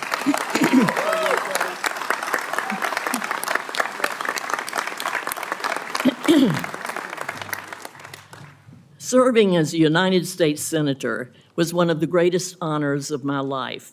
And my beloved husband, Bob, served in these chambers for 35 years. While we never thought Washington should attempt to fix all the nation's problems, we firmly believe that some of America's greatest challenges could only be solved with the leadership, power, and resources entrusted to you, our elected representatives. I'm truly honored that the Omnibus of Veterans Bills and the Act for Veteran Caregivers are named for me, though I certainly don't feel worthy. I'm even more grateful for the promises they hold for those who protect our freedom and our security and their caregivers. The resources, reforms, and improvements contained in this legislation are precisely the types of advancements that only this body can provide. And I don't see how we can be a nation that truly cares for our military and veteran communities if we wait another day to get this legislation passed. Yes.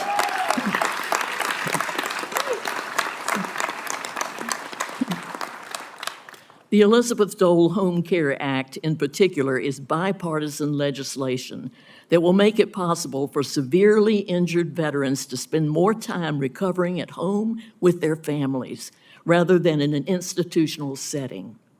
I think of Americans like Laura and Tom Gary and their son Trey from Texas.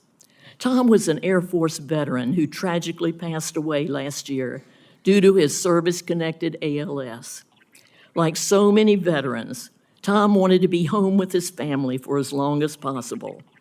As his condition deteriorated, Laura had to fight to get the appropriate support in their home, so Tom could continue to enjoy family movie nights and even attend his son Trey's makeshift high school graduation in their living room. He would have missed all of this if he had been housed in the closest medical facility, which was 2 hours away. By easing access to necessary programs and services, this legislation will make the very difficult path of the Garys and so many others much easier. It will allow veterans and caregivers to focus on the things that really matter.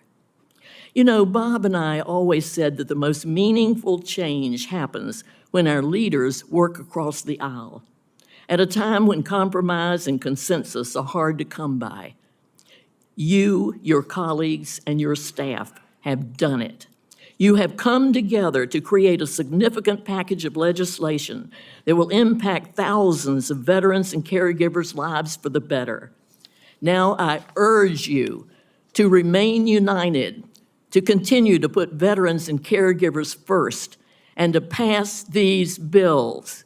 This community has earned it, and they desperately need your bipartisan leadership to accomplish it. Thank you all for your consideration, and a special thanks to the MSO and VSO leaders we work with every day to support our nation's veterans, their caregivers, and their military children. Thank you very much, Mr. Chairman.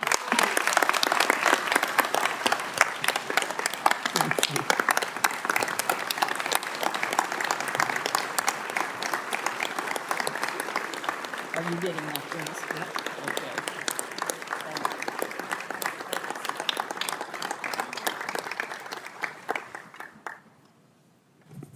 Thank you, Senator Dole.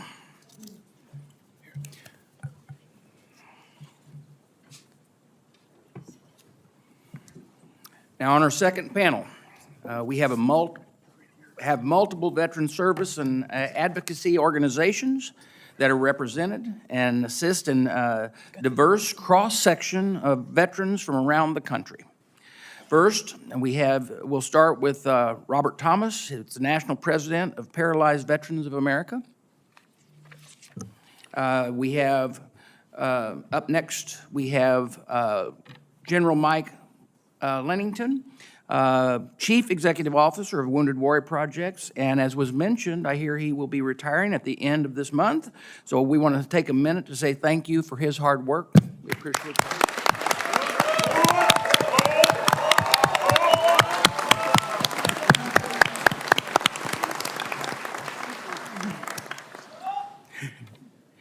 We also, General,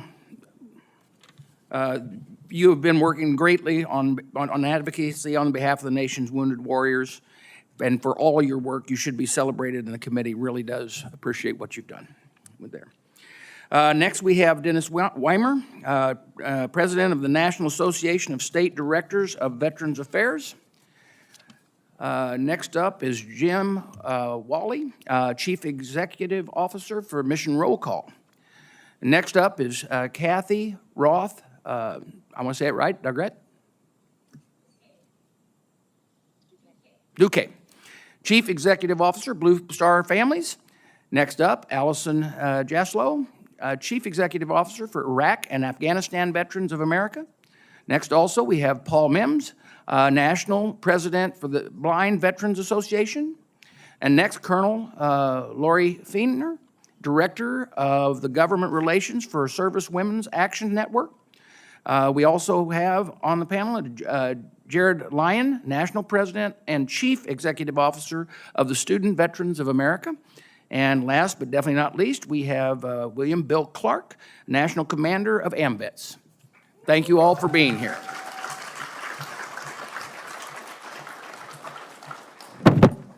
You have an order? Thomas first. Huh? Do what's now? Okay. Mr. Thomas, you're recognized for your opening statement. Chairman Tester, Chairman Boss, and members of the committees, thank you for the opportunity to speak with you today on behalf of the tens of thousands of veterans with spinal cord injuries and disorders who heavily rely on the benefits and health care available through the VA. The VA is the best health care provider for veterans with catastrophic disabilities.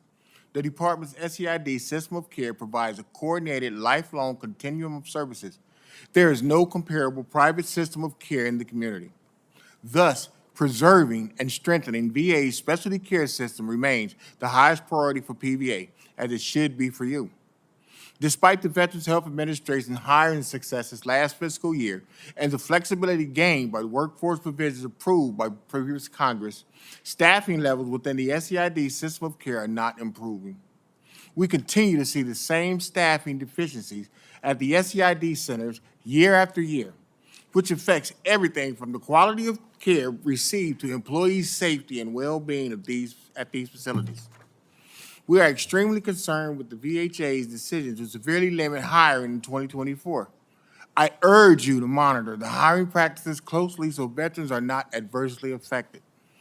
Another pressing need for PVA's members is increased access to VA's home and community-based services. As eloquently discussed by Senator Elizabeth Dole, passing her namesake legislation, the Elizabeth Dole Home Care Act, would make critically needed improvements to VA's home and community-based services. such as lifting the department's cap on the amount they can pay for home care, increasing access to the Veteran-Directed Care Program, and improving support to caregivers of veterans. The story of Andrew, an Air Force veteran who has ALS, and his wife, Lisa, illustrates why this legislation must pass now. Andrew is currently bedbound, paralyzed, vent-dependent, and nonverbal. Lisa has had to work hard to secure the equipment and services needed to keep her husband alive and comfortable at home. Recently, they had to give up the Veteran-Directed Care in lieu of the Family Caregiver Program because the expenses related to Andrew's care were projected to exceed the cap later this year. This unnecessary disruption in the continuity of his care highlights the urgent need to eliminate the cap. I understand the provisions of the Elizabeth Dole Home Care Act are included in a larger package of legislation that is currently being considered by Congress. I cannot stress enough how important it is to get these provisions enacted into law now. Andrew and his family can't wait longer for the care he needs. Other veterans with SCID need to receive care at a specialized long-term care facility. Despite the grave need, the department's capacity to provide such care is extremely limited. There are currently only 6 VA SCID long-term care facilities. Thus, veterans continue to remain in acute settings for months or years at a significantly greater cost because other placements, including the community, are simply not available. We call on Congress to mitigate the shortage of long-term care beds by funding the 6 construction projects identified in my written statement and ensure existing facilities are fully staffed. Finally, neurogenic bladder and bowel dysfunction are common conditions among veterans with SCID, and they can lead to complications, rehospitalizations, and even death. Therefore, managing them requires ongoing specialized attention. The VA can train and reimburse designated caregivers to provide this critical care.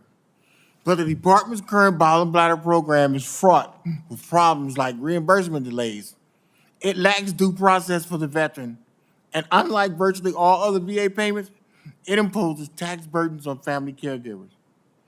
Harry Robinson, caregiver for his wife, PVA National Vice President Ann Robinson, pays about $3,500 a year in self-employment taxes out of his reimbursement for providing her with this life-sustaining care. Allowing family members to provide bowel and bladder care leads to better outcomes for the veterans and saves the VA money. But Congress must reduce the burden of providing care for veterans' caregivers. Codifying the bowel and bladder program will allow Congress to address the tax burden and make other needed improvements. In closing, I would like to note that these are just a few of the many issues affecting catastrophically disabled veterans. Others include the need for improved travel support to help veterans receive needed medical care, increase HISA grant rates to provide critical housing modifications, and better access to inpatient mental health care and substance use disorder treatment for veterans with SCID.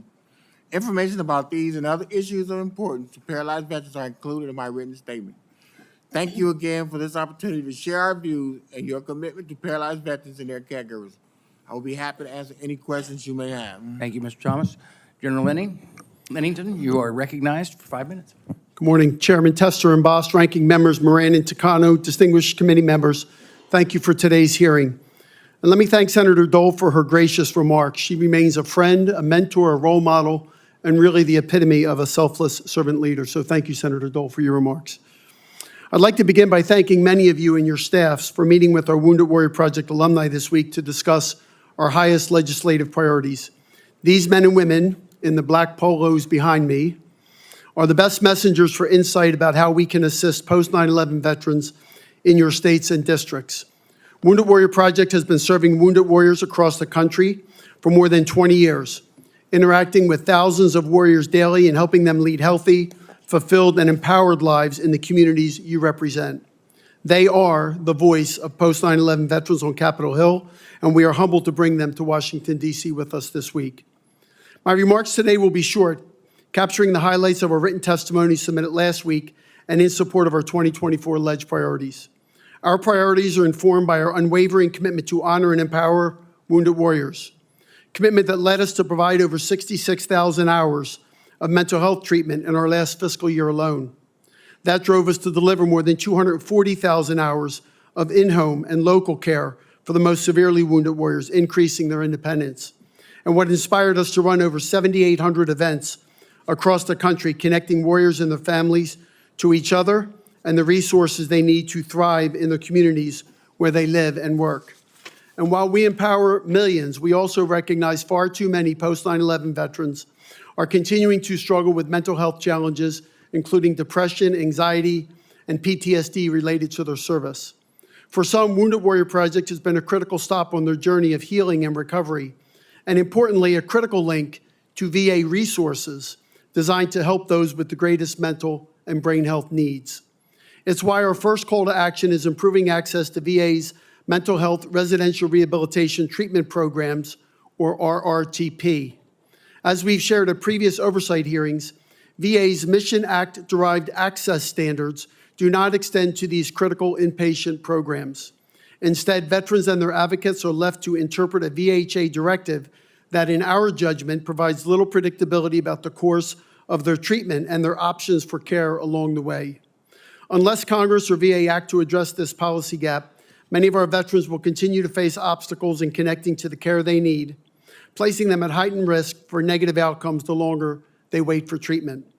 We appreciate the committee's oversight on this issue and the introduction of legislation, including the Making Community Care Work for Veterans Act, the Veterans Health Act, and the Veteran Care Improvement Act that would address this issue. Ensuring that a single solution is included in the forthcoming Elizabeth Dole Omnibus Act is indeed our highest priority. Our second legislative priority pertains to helping women veterans with access to care and employment.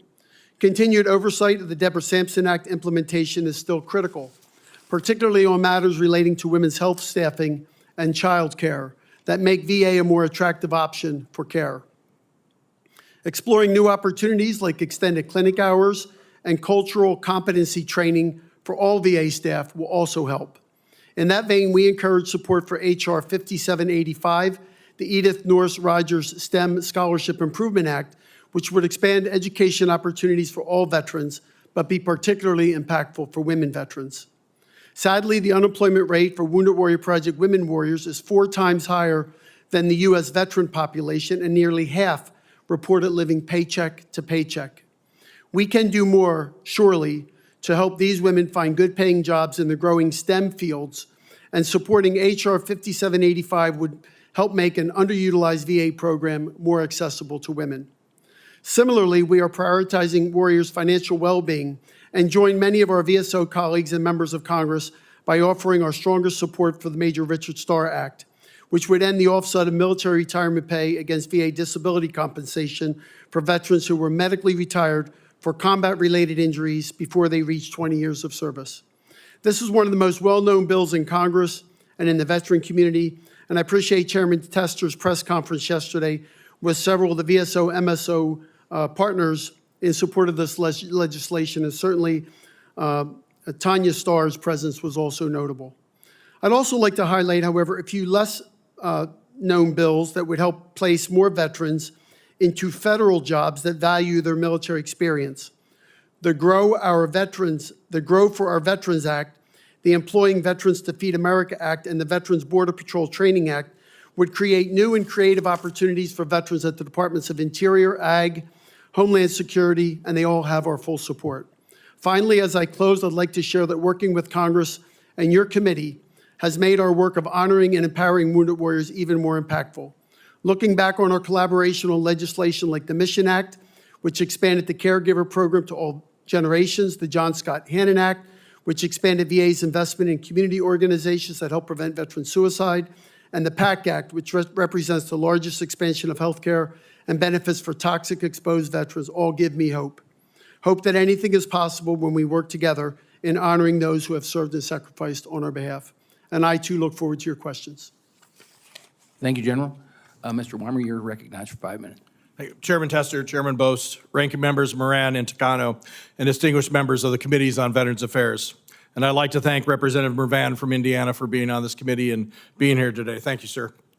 My name is Dennis Weimer, and I am the president of the National Association of State Directors of Veterans Affairs. I also have the honor to serve as the director of the Indiana Department of Veterans Affairs.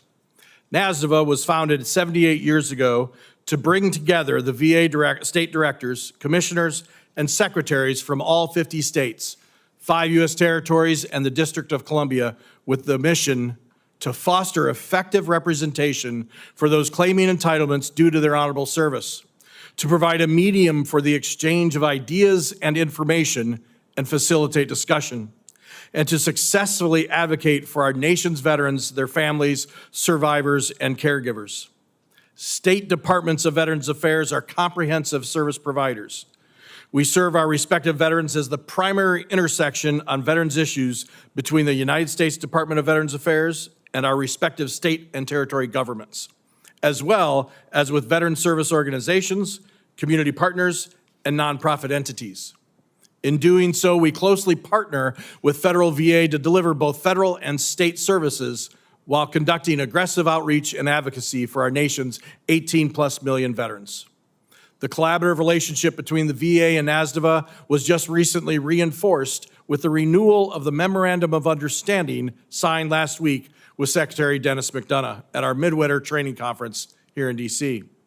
Secretary McDonough told us, VA and our veterans have no better partner than NASDVA. It is our privilege to be partners with all of you. As an association, we applaud Congress's concerted efforts to improve VA funding for healthcare benefits, claims and appeals processing, and homeless veterans programs. We specifically ask that you support the cohort of 50,000 plus combat injured veterans who were medically retired prior to 20 years of service to receive their earned retired pay without offset of VA disability compensation. Your passage of the PACT Act was a monumental piece of legislation. NASDVA supports current emphasis on the implementation and the hiring of adequate VA staff to address the resulting increases in medical examinations and services and disability claims processing. States perform a vital role interfacing with the veterans to inform and help with their individual needs and claims. It will take time to address the resultant backlog. NASDVA applauds Congress's renewed attention on VA's aging infrastructure, on caregiver support, and on women veterans issues. Also, we applaud VA increasing its digital connection with veterans, particularly for health appointments, prescriptions, and claim status. We also agree with your efforts to hold VA fully accountable for development and evolutionary upgrades to the VA's electronic health record modernization. It is essential for future healthcare transformation. We also recommend continued emphasis by the VA to ensure veterans are provided timely community care referrals and appointments. Reimbursements to providers for community care services should also be prompt. In promoting our state and territories' collective veteran suicide efforts, NASDVA recommends additional resources be provided through the Governor's and Mayor's Challenge on Veteran Suicide Prevention. For our state's veterans' homes, both NASDVA and the National Association of State Veterans Homes recommend increased funding for the VA State Veteran Home Construction Grant Program and an increase in per diem to enhance care in view of the national shortages of healthcare professionals. The Build America, Buy America Act is presenting some challenges in the acquiring of certain materials for the construction of homes where they are not available or more costly. For those state veterans home projects granted prior to enactment of the law, we are seeking waivers from VA under provisions stated in the law where items are unavailable or too costly. Additionally, VA's current Veteran Cemetery Grants Program budget does not allow the NCA to adequately cover both the establishment of new state or tribal cemeteries while giving priority to the expansion and improvement of existing cemeteries. Both state veteran nursing homes and state veteran cemeteries provide essential health care and memorial services to honor those who have served in the defense of our nation. To serve eligible American and Alaska Native veterans, NASDVA applauds the MOU between the VA and Indian Health Service and supports the rule by VA to waive the co-payments incurred by these veterans.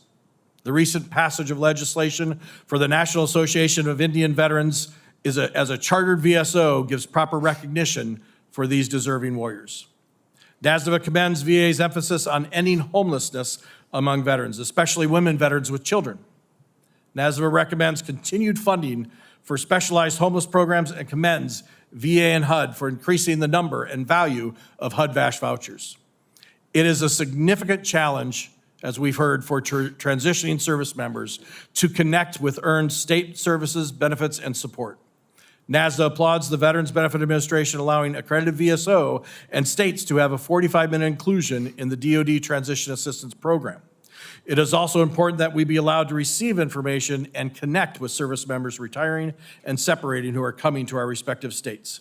It is extremely important that we recognize and honor the service of our Guardsmen and Reservists, particularly with the increased and vital role they perform, not only at the state level, but in the overall defense of our nation. Finally, it is important to highlight that NASDVA's membership are government-to-government partners with federal VA, and that we are second only to federal VA in delivery of earned benefits and services. Distinguished committee members, we sincerely respect and appreciate your work to improve the well-being of our nation's veterans. With your help and your continued support, we can ensure that our veterans remain a national priority. Thank you. Mr. Weimer, thank you. And Mr. Whaley, you are now recognized for 5. Chairmans Tester and Bost, ranking members Moran and Takano, and distinguished members of the House Senate Veterans Affairs Committee, on behalf of Mission Roll Call, a national nonpartisan 501c3, and roughly the 1.4 million veterans we support, thank you for the opportunity to testify today. My name is Jim Whaley. I recently came on board as Mission Roll Call's Chief Executive Officer. I'm a retired U.S. Army officer, married to an Army veteran, and a father of 3 daughters, 2 of which are currently serving overseas on active duty, and the others serving active duty soldiers and their families at a nonprofit.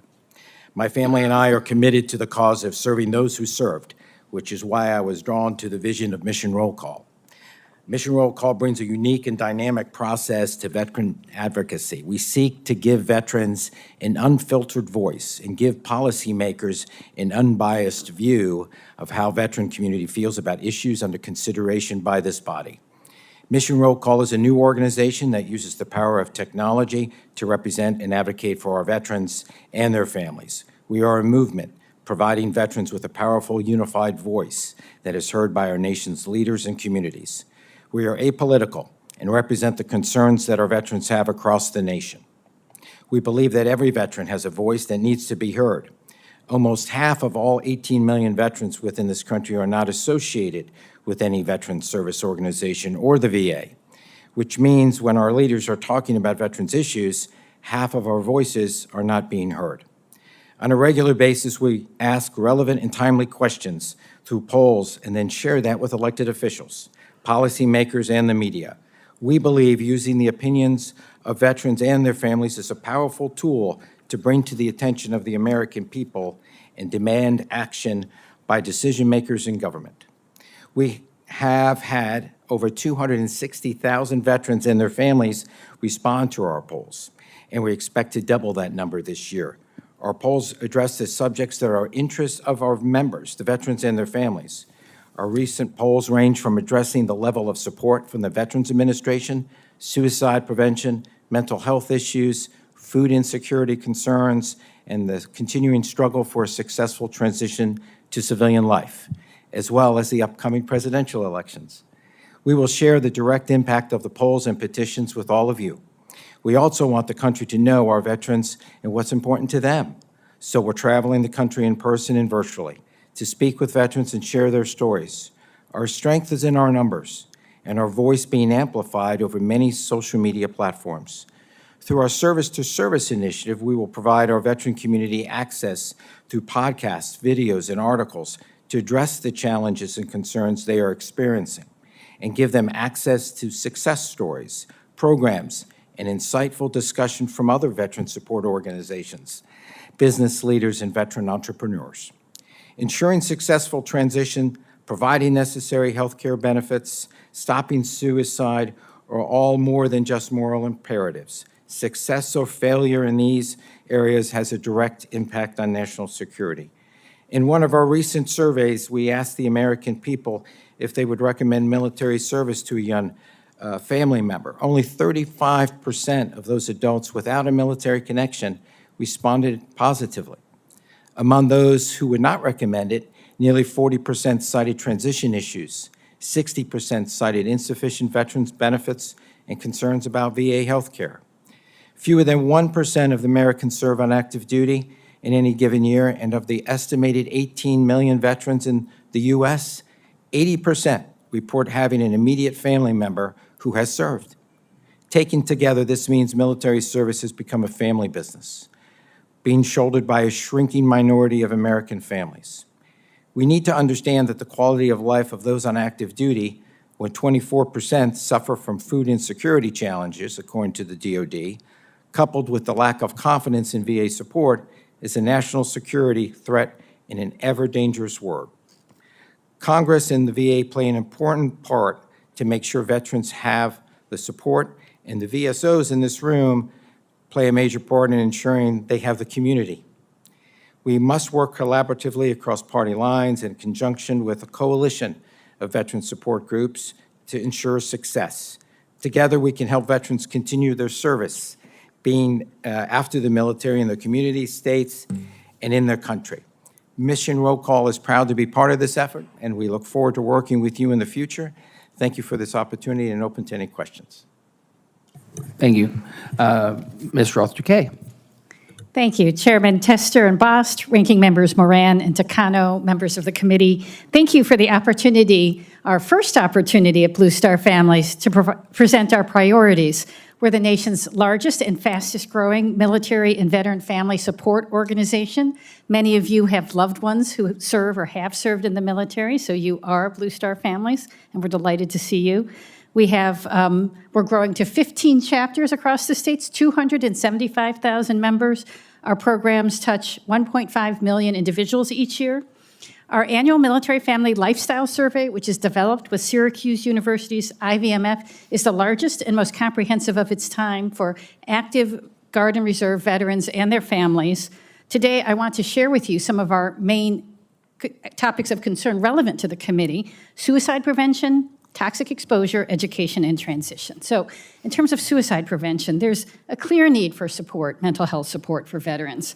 And given the barriers to accessing mental health resources and the tendency of veteran families to turn to informal sources, it's very important that we elevate the less formal mental health supports, such as wellness centers, chaplains, and especially friends and families, because this is how people live. These supports do not replace mental health care, but they can support and extend if families and friends are educated and resourced about how to talk to someone about their mental health. So we were very pleased that in 2022, Blue Star Families was awarded the Staff Sergeant Fox Suicide Prevention Grant. While most suicide prevention programs for the VA focus only on the veteran and are eligible only to the veteran, this is really a revolutionary program because it's a national program that focuses on the family members as key points of intervention, and it's working. This matters because the family member is often the one who sees the crisis. Often the veteran is not willing to raise their hand for help. Excluding anyone but the veteran is a mistake. So with our grant, we provide a community-based outreach prevention program. It's called Support Circles. We empower the friends and families, loved ones of veterans, to recognize and intervene before the struggle becomes a crisis. It's an upstream solution. This program offers facilitated, non-clinical, closed group cohorts for supporters of veterans. Over 8 weeks, the participants engage in both virtual and in-person sessions, which foster peer-based connections. They receive evidence-based training, resources, and referral. Every participant also develops a crisis plan in the event their loved one becomes suicidal. A comprehensive evaluation by the University of Alabama concluded that the first year went very well. Participants are very satisfied with the program and reported that they would recommend it. It offers a safe space for families to share experiences and insights, and the program works. The evaluation clearly shows that the participants feel better equipped to make a difference in suicide prevention. This essential shift creates a proactive and supportive community that breaks down barriers, reduces stigma, and achieves upstream prevention of suicide. Blue Star Families recommends the VA facilitate grantee networking opportunities to enable the sharing of best practices instead of the existing one-way updates from the VA. We encourage oversight of the Fox grant-funded programs to assess the effectiveness of those grantees, and we recommend reauthorizing the most effective solutions. And finally, we recommend authorization of this program or a similar one at DoD to provide currently serving families the same approach to suicide prevention. Every one of those service members becomes a veteran. If we can get upstream, that prevents a lot. Then on the PACT Act. The PACT Act marked a huge victory for our community. The impact is staggering, and it's personal for me. My chief of staff, Jenny Aiken, tragically lost her 35-year-old Army husband, Captain Cooper Aiken, who had transitioned to veteran status when he got ill. They were sure he would beat his cancer, but they did not. To a service-connected, the family would have been in financial crisis, literally bankruptcy, if the PACT Act hadn't passed. While VA outreach on the PACT Act is commendable, we encourage DoD to ensure that all transitioning service members are informed of this new benefit and why they should enroll in the VA, even if they are not suffering symptoms. We call on you to strengthen the PACT Act, provide new VA authorities when needs arise, and stand against any attempt to weaken the law. In terms of education, thank you for your work on the GI Bill and closing the 90-10 loophole. Please oppose all efforts to undo the hard-fought gains for our community to protect these generous benefits. And lastly, with transition, our 2023 survey showed that half of veterans described their transition as difficult or very difficult, and it's all about time. For those who had less than 6 months, they had a difficult transition. Those with 1 to 2 years had a successful transition. Early engagement with TAPS is critical. Thank you so much for having me. Ms. Jaslow, you are recognized for 5 minutes. Chairman Tester, Chairman Boss, Ranking Members Moran and Takano, and members of the committee. On behalf of Iraq and Afghanistan Veterans of America and our over 425,000 members and supporters, thank you for the opportunity to represent the nation's post-9/11 generation veterans here with you today. Now, you and your staff are well briefed on our priorities for the remainder of this Congress, which are also included in my written testimony. So I wanted to use this time to level set on behalf of my generation of veterans and on behalf of America at large. War changes you. Heck, even the act of making your will at 22 does, as I had to do on my way to Iraq almost 20 years ago. It can change you in some really terrible ways. For instance, one of my basic course buddies served with the Army Special Forces after we graduated. He was then asked to deploy over and over again as our nation's leaders chose to overly rely on our special operators post 9/11. And now, after repeatedly experiencing the horrors of battle, he has to sleep in a separate bedroom from his wife. Why? Because his night terrors are too much for her to handle.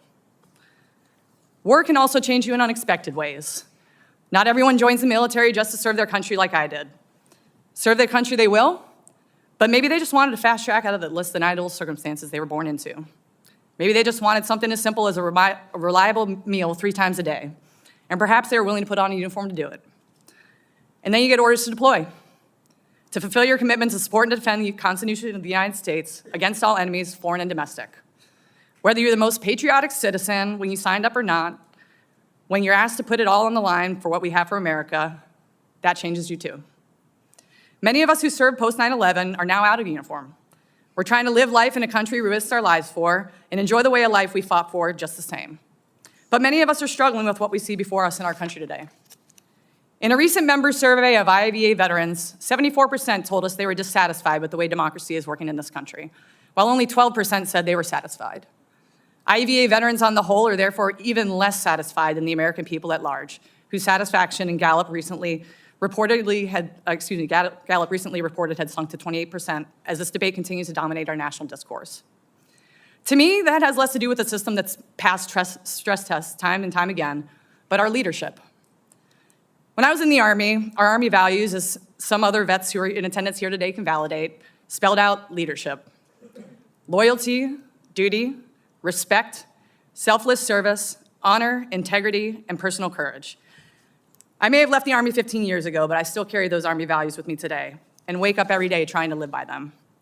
And what I want to encourage each and every one of you more than anything to do today, and in this most important year in our nation's history, is to follow our example.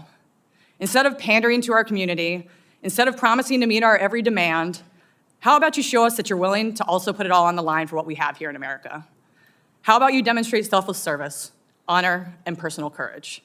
because that's what we really need from you more than anything else, more than any benefit we may have earned and deserve. Like many other combat vets, I'll never be the same after going to war.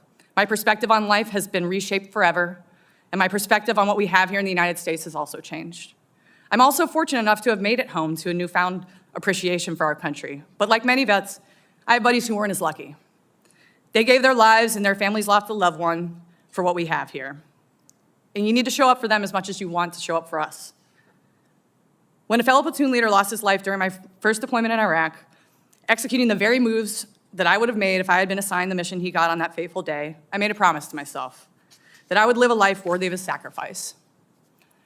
And so again, in closing, I'll encourage all of you who serve in this body that regularly disappoints the American people, that can't figure out a way to fulfill its most basic responsibility of funding the government, to not just profess that you'll do right by our veterans, our troops, and their families, to not just promise to help us achieve our legislative priorities, but to show us that you share our commitment to this country and are willing to work across lines of difference to protect and defend what we're so lucky to have here.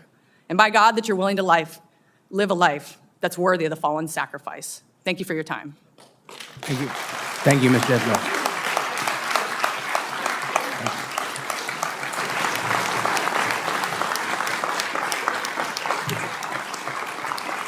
Oh, it's on? Mr. Mims, you are recognized for 5 minutes. Thank you, Chairman Tester, Chairman Boss, Ranking Member Takano, Ranking Member Moran, and distinguished members of the Veteran Affairs Committee for Congress.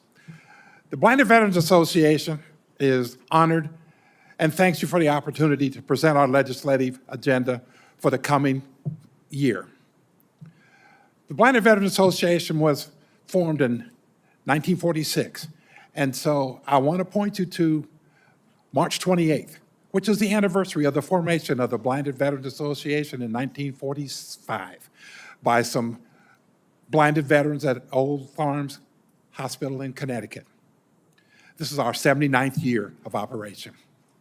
As our legislative priorities, I want to list most of them and give you reasons for some of them. One of our priorities is the establishment of a federal advisory committee on equal access. And I'll just tell you now, a lot of our priorities hang on this committee coming into fruition. We also support, as many others, the formation and the continuing development and furtherment of services for America's women veterans. They are, by most knowledge, the largest sector of growth in the veteran population, and they need the help. I want to ask for this enhancement and the continued support for adequate protection for guide and service dog handlers on VA property. I know personally of incidents where veterans have gone to VA with their service dogs and have been attacked by dogs that are not service dogs. And they've been taken out of service, those dogs. We're talking about a $50,000 plus investment in that dog and the cessation of that veteran's access. I want to ask for continuation of the funding for VA blind rehab services. Right now, recently, the population of veterans that were served by VA blind rehab services more than doubled from around 40,000 to over 81,000. And now in the wings, we have 1.2 million low vision veterans, veterans whose visual acuity is no better than 20/70, as opposed to those that are legally blind with a visual acuity no better than 20/200. And so as that population and the demands on that service continue to grow, we definitely need increased funding in order for them to continue and provide adequate service to America's blind and low vision veterans. I want to ask for better mental health care, as many others have too. Suicide is on the rise, and it's not lessening by any means among the population of veterans who have lost one of what is considered to be the most important sensory system that we have, our eyesight. And so I want to comment that blinded veterans, we served like every other veteran. And yet when we come back where we are now, we can't even see the country for which we fought. And so as I ask for better, the preservation of ocular health services, we are not in favor of optometrists who are not qualified to do so to perform internal eye surgery, invasive eye surgery. They're not qualified, and it threatens the health and safety of our blinded veterans. And I ask that you work with us to see that that does not happen. I want to ask for increased, if you will, support for honoring our veterans that were disabled on active duty. And so we support the act that would make sure that they don't have to take an offset in their disability pay because they take retirement pay. They served honorably and they deserve to be compensated honorably after their service. I will say here that the Federal Advisory Committee that I mentioned, on that hangs almost all of our priorities for us. With that committee, hopefully we have a seat at the table, of course. And we can have the opportunity to present what are for us unique shortcomings in VA service. To us, it's a shame that the organization, the administration that is supposed to represent and present us blind veterans with sensitive, caring, informed medical care falls short. And so there's not a reason for us to fall short. But the VA, like so much of the rest of the world, is a very visual environment. And we're asking that you help us in pursuing erasure, if not that, then at least diminishment of those visual barriers and obstacles that exist in the VA system. And we're not talking about $1 billion to do this. A lot of it, we're only talking about common sense approaches to the problems. And some of the solutions don't cost any more than a few $1,000s. The VA took the unit out of their new employee orientation. That would simply take 5 to 15 minutes to show new employees how to guide a blind patient, to and from a clinical visit or around the medical center. They don't deem that to be important. Well, I've been bounced off door frames, run into doors. I've had people that grab my dog's harness or leash or my cane, or simply just pull on my sleeve to lead me through a clinic.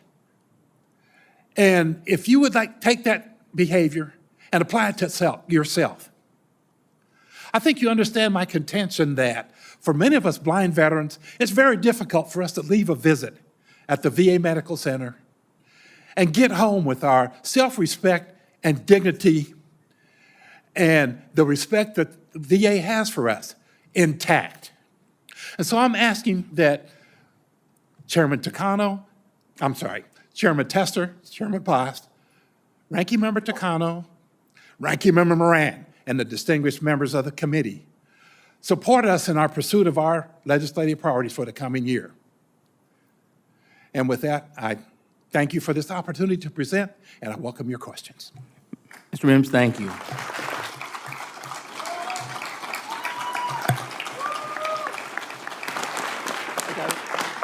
Thank you. Colonel Fenner, you're recognized for 5 minutes. Good afternoon, Chairman, ranking members, other distinguished members of the committee. I'm proud to represent Service Women's Action Network here today.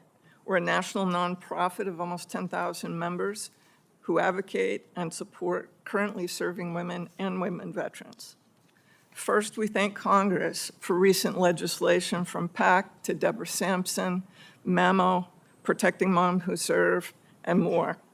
As we continue to work with you on your oversight in new legislation, we really appreciate when your staffs help share the reports that you require so that we can help you some more.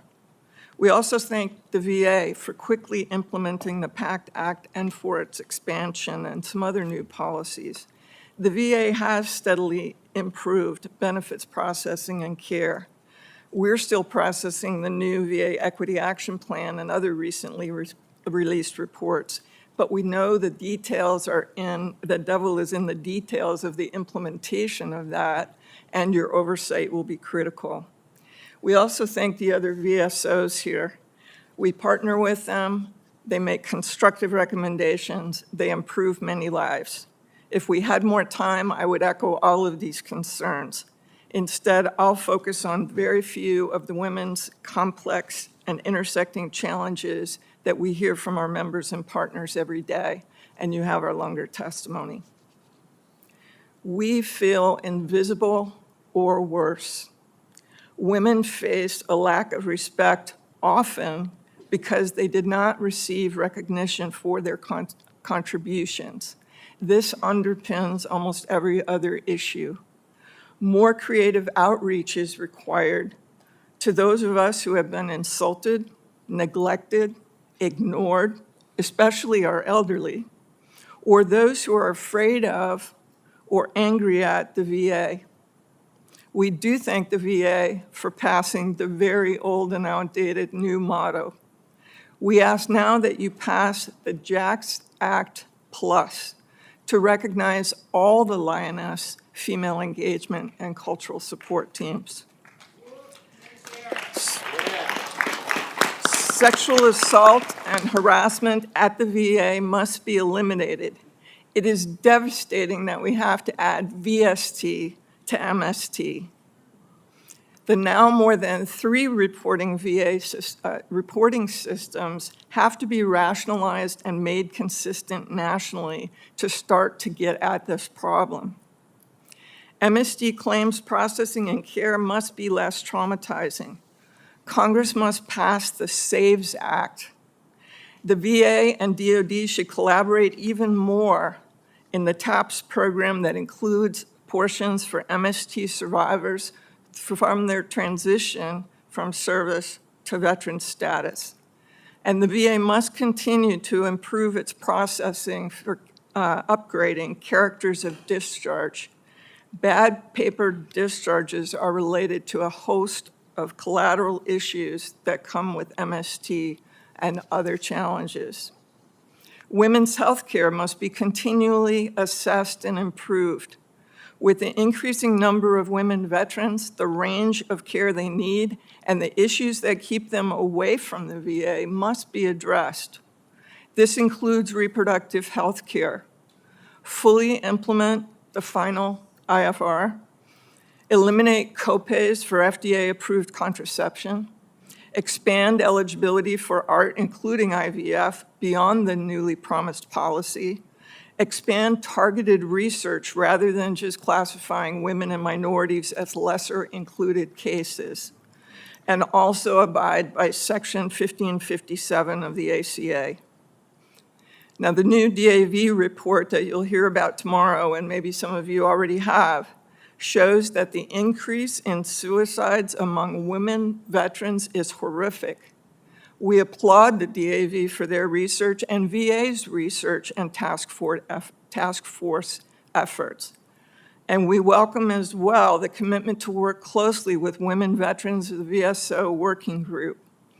VA must specifically name this as a #1 priority, allowing Congress to fence funding for the program.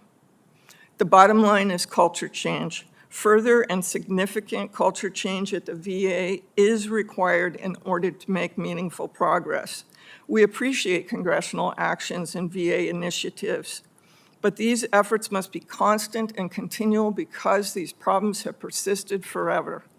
Adding new laws and policies and making operational changes do help on the margins, but they will not meet the promise of the nation to all veterans. Thank you. Thank you, Colonel.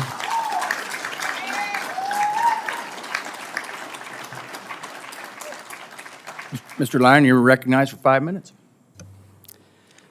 Chairman Tester and Bost, ranking members Moran and Takano, members of the committee, thank you for allowing Student Veterans of America to present on our annual legislative priorities for 2024.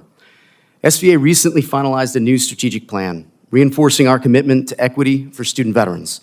Despite being exceptionally successful in higher education, veterans face unique challenges post-military service. Our aim is to collaborate with these committees to alleviate these barriers, ensuring a prosperous transition to civilian life. SVA chapters are the breathing heart of our mission. Higher education research shows that what leads to ultimate success for students is a sense of belonging on campus. This is no less true for student veterans, and our chapters provide that sense of belonging through the shared experience, peer support that veterans need after separation from military service.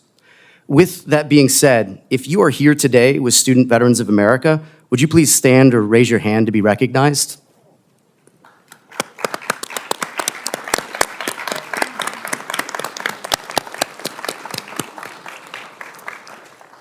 Thanks, y'all. In the current academic year, SVA chapter leaders are leading active and engaged chapters on a network that now spans 1,647 chapters throughout the globe. They are working with student organizations across the world. They're hosting networking and career events. Our chapter leaders are leading programs to improve mental health or train suicide prevention. They're volunteering in their local off-campus communities. They're sponsoring youth sports teams, and they're doing all this while advocating for their members on national, state, and local levels. SVA chapters help one another and those in their community during challenging times, and as a result, they are creating a sense of belonging for veterans, making the difficult transition into higher education. Before proceeding, SVA would like to thank the members for their work on the Senator Elizabeth Dole 21st Century Healthcare and Benefits Improvement Act as we continue to support making vet tech permanent and expanding VSOC, veteran success on campus. And as a personal note, I'd just like to thank Senator Dole. Her and her late husband, Senator Bob Dole, have served as inspirations and mentors to me. I had the opportunity to serve as an usher at Senator Bob Dole's funeral. Senator Elizabeth Dole, I couldn't think of a better namesake for your lasting legacy in our community. Thank you, ma'am.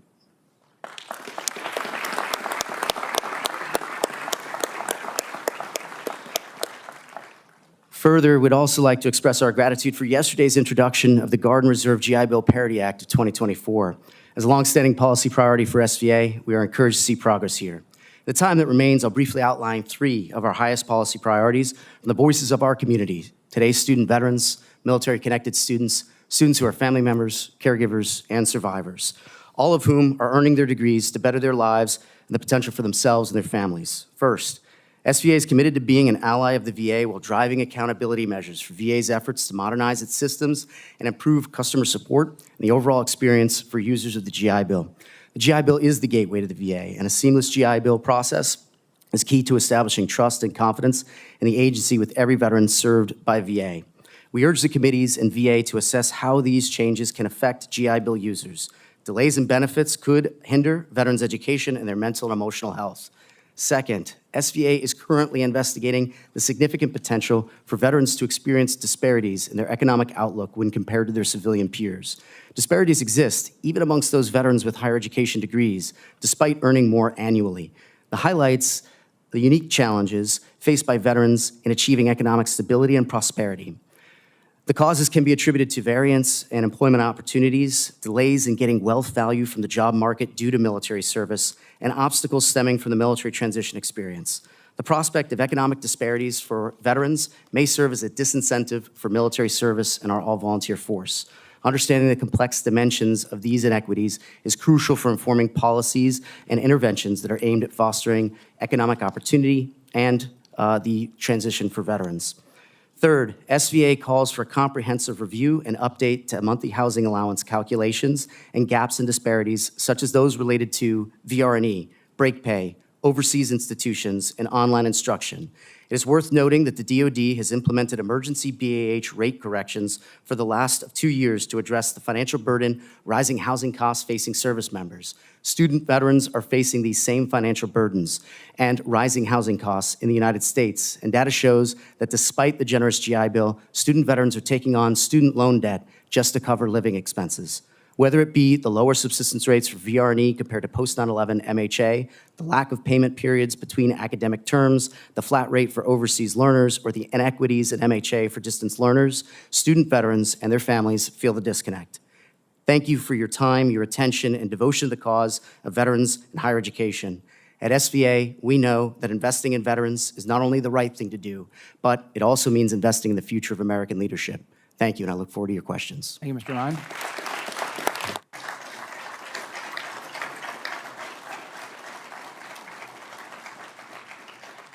Mr. Clark, you're recognized for 5 minutes.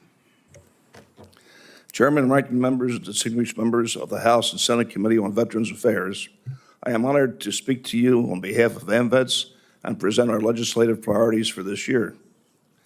First, we thank you and your staff for your time, efforts, and attention throughout the 118th Congress. Having caring staff, many of them veterans, working with us to solve complex challenges facing our community makes a significant difference. AMVETS has consistently presented veteran suicide as our top priority for 6 years, yet rates continue to rise as evidenced by VA data. Repeated declarations that enough is enough is enough. It falls short of prompting real change. Our veterans, their families, and communities suffer as a result of this inaction and lack of urgency.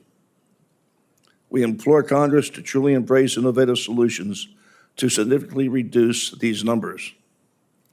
The $16 billion currently funneled into existing programs has proven ineffective in combating veteran suicide. Echoing the Journal of American Medical Association's recommendations from 8 years ago, AMVETS believes that exploring new and novel approaches is imperative. We commend the recent funding of innovative nonprofits through grants and urge the VA to closely examine these program successes for potential scaling. However, investment in these innovative efforts remains insufficient. In sectors like pharmaceuticals and biotechnology, R&D investment is often 10 to 15% of revenue. However, the VA funding for innovative alternative approaches represents about 1% of VA mental health budget. AMVETS proposes that the VA allocate 10% of its mental health budget to establish a new program aimed at enhancing the mental wellness of transitioning service members. This program should focus on preemptive measures to maintain physical and mental readiness and adopt positive strategies for trauma management to lower the risk of future suicides. Additionally, we recommend increasing the funding for nonprofit grants to 5% of the VA's mental health budget.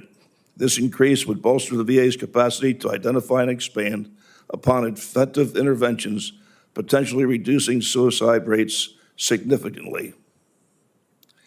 We recognize the shared concern for veterans' welfare among the members of Congress and appreciate your past support. Yet we urge you to channel your empathy into actions that transcends bureaucratic interest and prioritizes veterans' well-being. Without a shift towards a more proactive and innovative approach, we risk having another 36,000 veterans commit suicide. AMVETS calls for a renewed urgent commitment in saving lives and ensuring veterans lead fulfilling lives. AMVETS has many other priorities for this Congress, including passing the major Richard Starr Act and increasing the dependency and indemnity compensation for our military survivors. Our survivors should not be punished for choosing to remarry, and we encourage all of you to support the Love Lives On Act. AMVETS and others are advocating for legislation to allow all congressionally chartered veteran nonprofits to receive tax-deductible donations. Currently, if organizations like AMVETS allows honorably discharged non-wartime era veterans to become members, we can no longer receive tax-deductible gifts, which I'm sure you all agree makes no sense at all. The VSO Equal Tax Treatment Act rectifies this issue. We are grateful to Congressmen Wenstrup and Panetta for their advocacy in getting the legislative passed out of the Ways and Means Committee. We also ask Congress to oversee and support the successful completion of the electronic health care record at VA facilities so our veterans receive the modernized care they deserve. We need all hands on deck here. Failure is not an option, and the days of being a political football need to end. Despite significantly increasing funds for ineffective mental health models at the VA, urgent attention is needed also for optometry, the third most used specialty. Optometrists delivering over 70% of VA's eye care face low pay and potential political challenges to their scope of practice. Poor conditions deter recruitment and retention, driving optometrists away and making the VA an employer of last resort.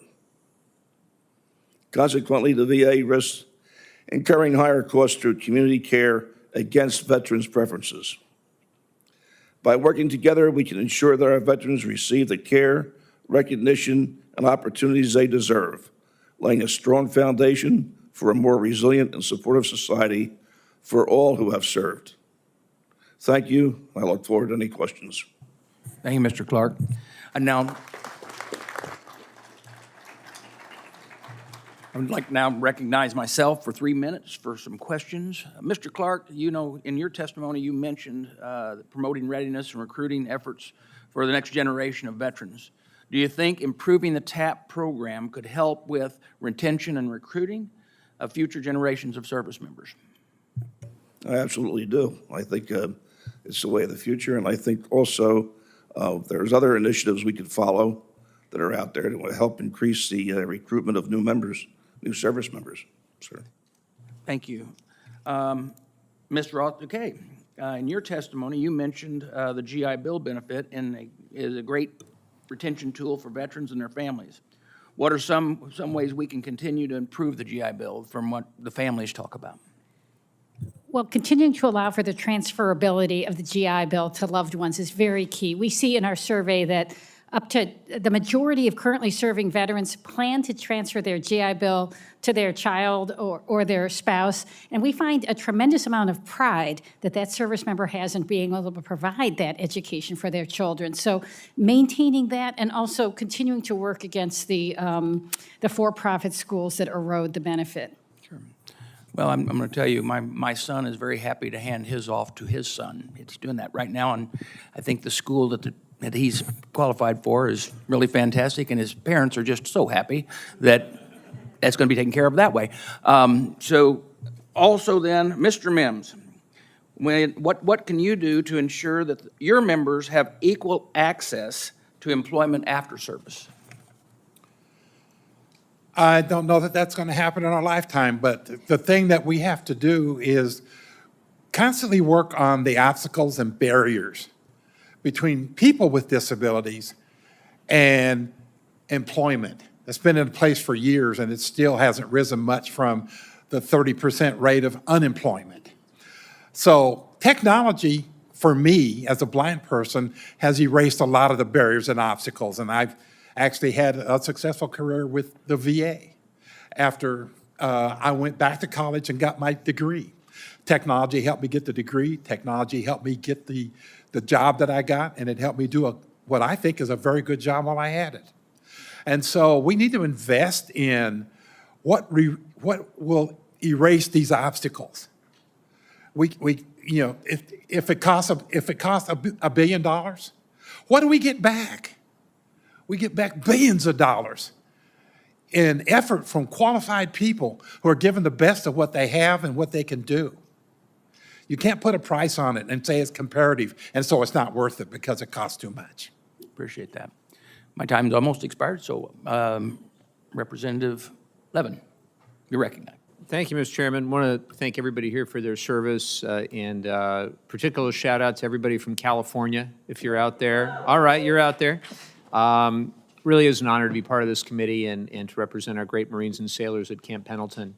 Wanted to just go through a few pieces of legislation. And Mr. Lyon, I'll begin with you. There you are, Mr. Lyon. SVA has long supported efforts to create GI Bill parity for Guard and Reserve service members, and we're so grateful for your advocacy on this issue, which helped us pass the Guard and Reserve GI Bill Parity Act in the House last Congress. Can you speak just briefly on the importance of this change and the need for our communities to get the bill enacted into law this Congress? Yes, sir, and thank you for your ardent support of just making sure that every day in uniform counts. And, you know, when we look at the evolving needs of our country, there should be no difference in the way one serves from active duty, Guard, or Reserve. So by being able to create this parity, we're making sure that there's true equity in those that choose to serve during the all-volunteer force. Thank you so much for that. General Linnington, I'll turn to you. I'm proud to have the Wounded Warrior Project support for H.R. 1786, the Get Rewarding Outdoor Work for Our Veterans, or GROW Act.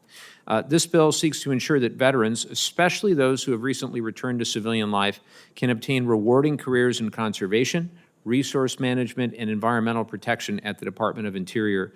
Can you please describe the impact that working in the great outdoors on conservation projects can have on veterans' overall well-being?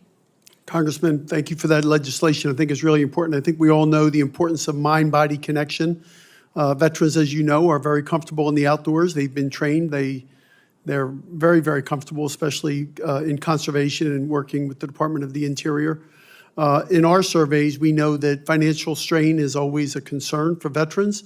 Unemployment and financial strain, and your legislation that you proposed not only alleviates the financial strain, but it gets our veterans that are in isolation into the outdoors, where not only are they comfortable, but they value that camaraderie that comes with serving. So we really support the legislation. Of course, it was in my opening statement, and we speak more about it in our written testimony. But thank you for sponsoring that legislation. Thank you. And I got to go quick because I only have 3 minutes.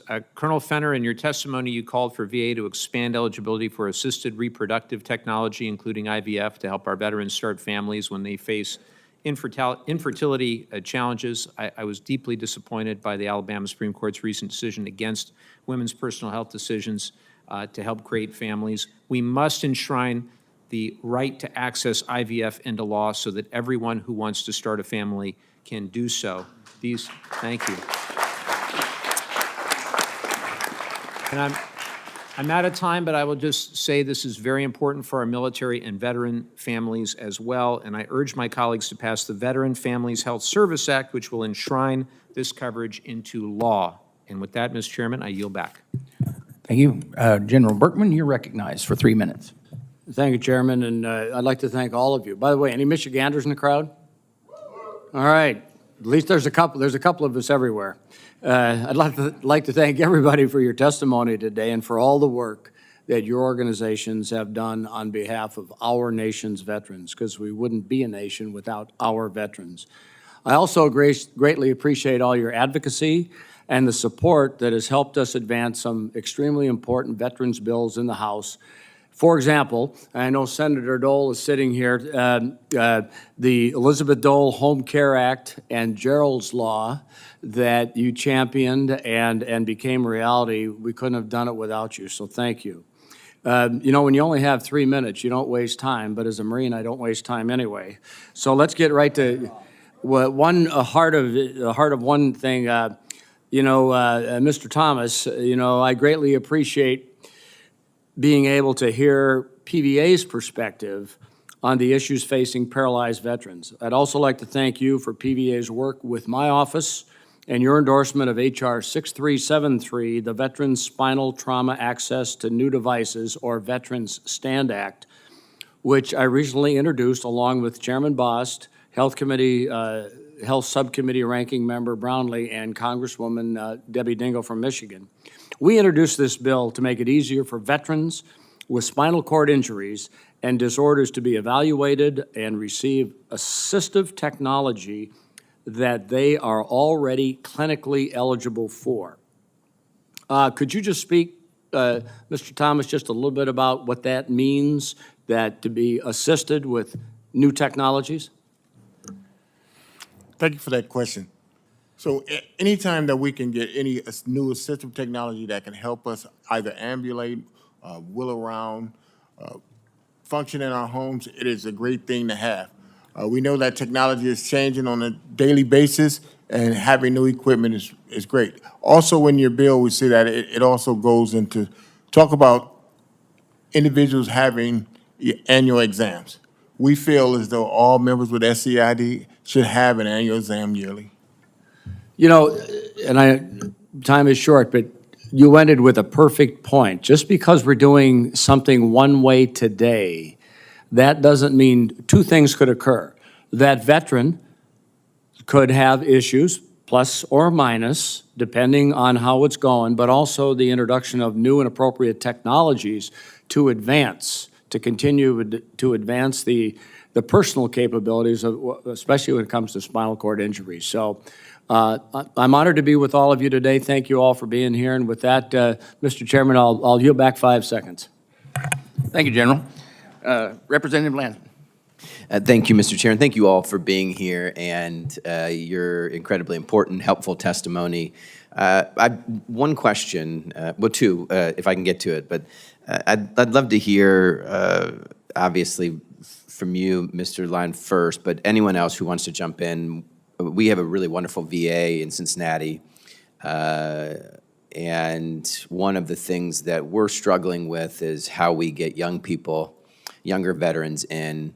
And many of you spoke to how important time is as it relates to any of these efforts. And so I'm curious, what's the one thing you would say to a young person that we need to be communicating more to get them in? You know, what's the most compelling selling point to get somebody engaged and learning about what they're eligible for?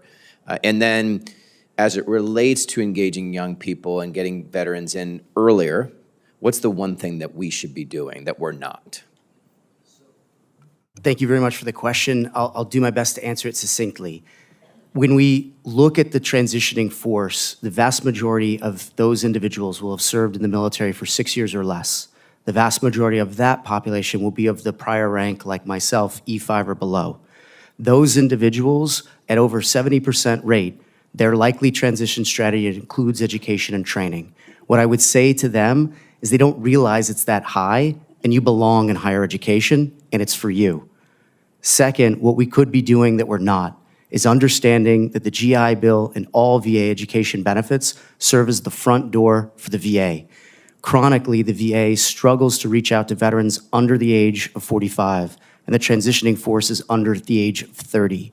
If we use those VA education benefits to reach out to the population and both let them know what they are eligible for by making it easy, but also let them know that the federal government is an employment opportunity, we can fill gaps in two unique ways. Thank you for the question. Thank you. Education and jobs. And on our end, a piece of advice, I mean, one of the things that seems simple enough is we have talked about getting the VA on the website and then to spend some money on digital to make sure that it's popping up in front of folks. Just a simple, very quick benefits, like, you know, here's who I am, what am I eligible for? And it doesn't say you're 100% eligible for these things, but by and large, you're probably eligible for these things. Click here to learn more. In Cincinnati specifically, you could literally support the Vet Success on Campus, but then you could, so that's VSOC, or then also the VA Vital program to ensure full access to all that VBA and VHA has, but also conduct outreach from that local Cincinnati location to every educational institution around you. The likelihood that you will find veterans there is better than almost anywhere else. Thank you. You back. Thank you. Thank you, and we want to thank everyone for being here today. Let me say this as chairman. As members, all of us, and especially as chairman and ranking members, understand that we're going to work to try to move as many of our priorities as we can, and even in this environment, we're going to try to move them. But our job is not only to move legislation and do that, but our job is also to make sure we do the oversight that we have to make sure the VA is delivering on those things that we pass and realize that they are law and not suggestion. Sometimes that's some problems we have when you're dealing with the second largest bureaucracy in the world. And let me say this, from my position as chairman, I will fight for you every day. It is, as I said off the start, it's very personal to me. But I want to thank you for sharing your priorities, and it's clear we have a lot of work to do. And we're going to deviate from the adjourning, and Mr. McMahon, you're recognized for 5 minutes. Chairman Boss, Or 3 minutes. 3 minutes. 3 minutes, yes, I will be concise. Thank you, Chairman Boss. Yeah. Chairman Tester, Ranking Member Takano, and Ranking Member Moran holding this hearing today. I would also like to thank the VSO presence here today to tell us about their respective organizations and legislative priorities for 2024. I want to first recognize one of the witnesses on this panel who is a leader in the Veterans Advocacy from my home state of Indiana, President of National Association of State Directors in Veteran Affairs, Dennis Weimer. The National Association of State Directors of Veteran Affairs is an essential voice for veterans at both the state and federal level. They are responsible for facilitating cooperation amongst the VA directors in each state to provide uniform, equal, efficient, and effective services to veterans and their family members. As further testament to Mr. Weimer's commitment to Indiana veterans, on top of his duties as president of the National Association of the State Directors of Veteran Affairs, Mr. Weimer also serves as director of Indiana Department of Veteran Affairs. On Monday, I was privileged to spend the entire day with Director Weimer and the Dole Vets Assistant Secretary James Rodriguez, meeting with the service providers and businesses that assist veterans with career exploration, training, and job placement, as well as supportive services for veterans experienced or at risk of homelessness. Together, we saw the Work One facility in Hammond, the Homeless Veterans Reintegration Program in Gary, Indiana, and the Indiana, Kentucky, Ohio Regional Council of Carpenters Joint Apprenticeship Training Center in Maryville, and Operation Charlie Bravo in Crown Point. I thank you for taking the time to come to my district to see the incredible programs we have assisted veterans in Northwest Indiana. Thank you for your service and your commitment to helping veterans in Indiana and across our country, and thank you for being here to testify today. With that, I'd also like to ask a question. I would like to take this time to ask Mr. Lyon about the education-related benefits available to veteran survivors and dependents.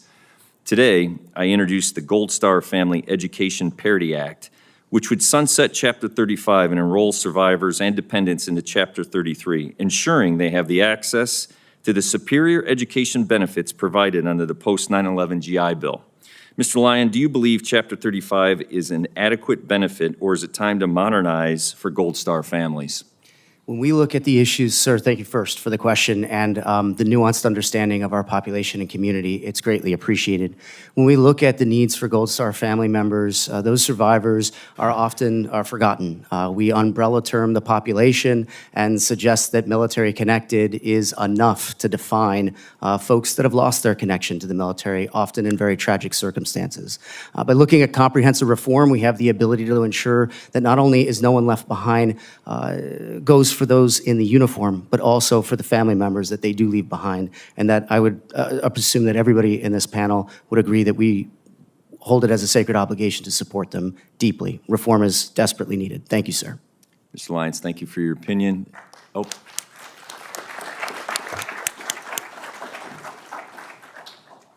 And with that, I yield back to Chairman Bost. Thank you. So, obviously, it's clear that we have a lot of work to still do in the year ahead, and we will continue to look to each of you to kind of be the guiding light to help us do those things that we need to do, and to make sure that we provide for those who have given the service to this country.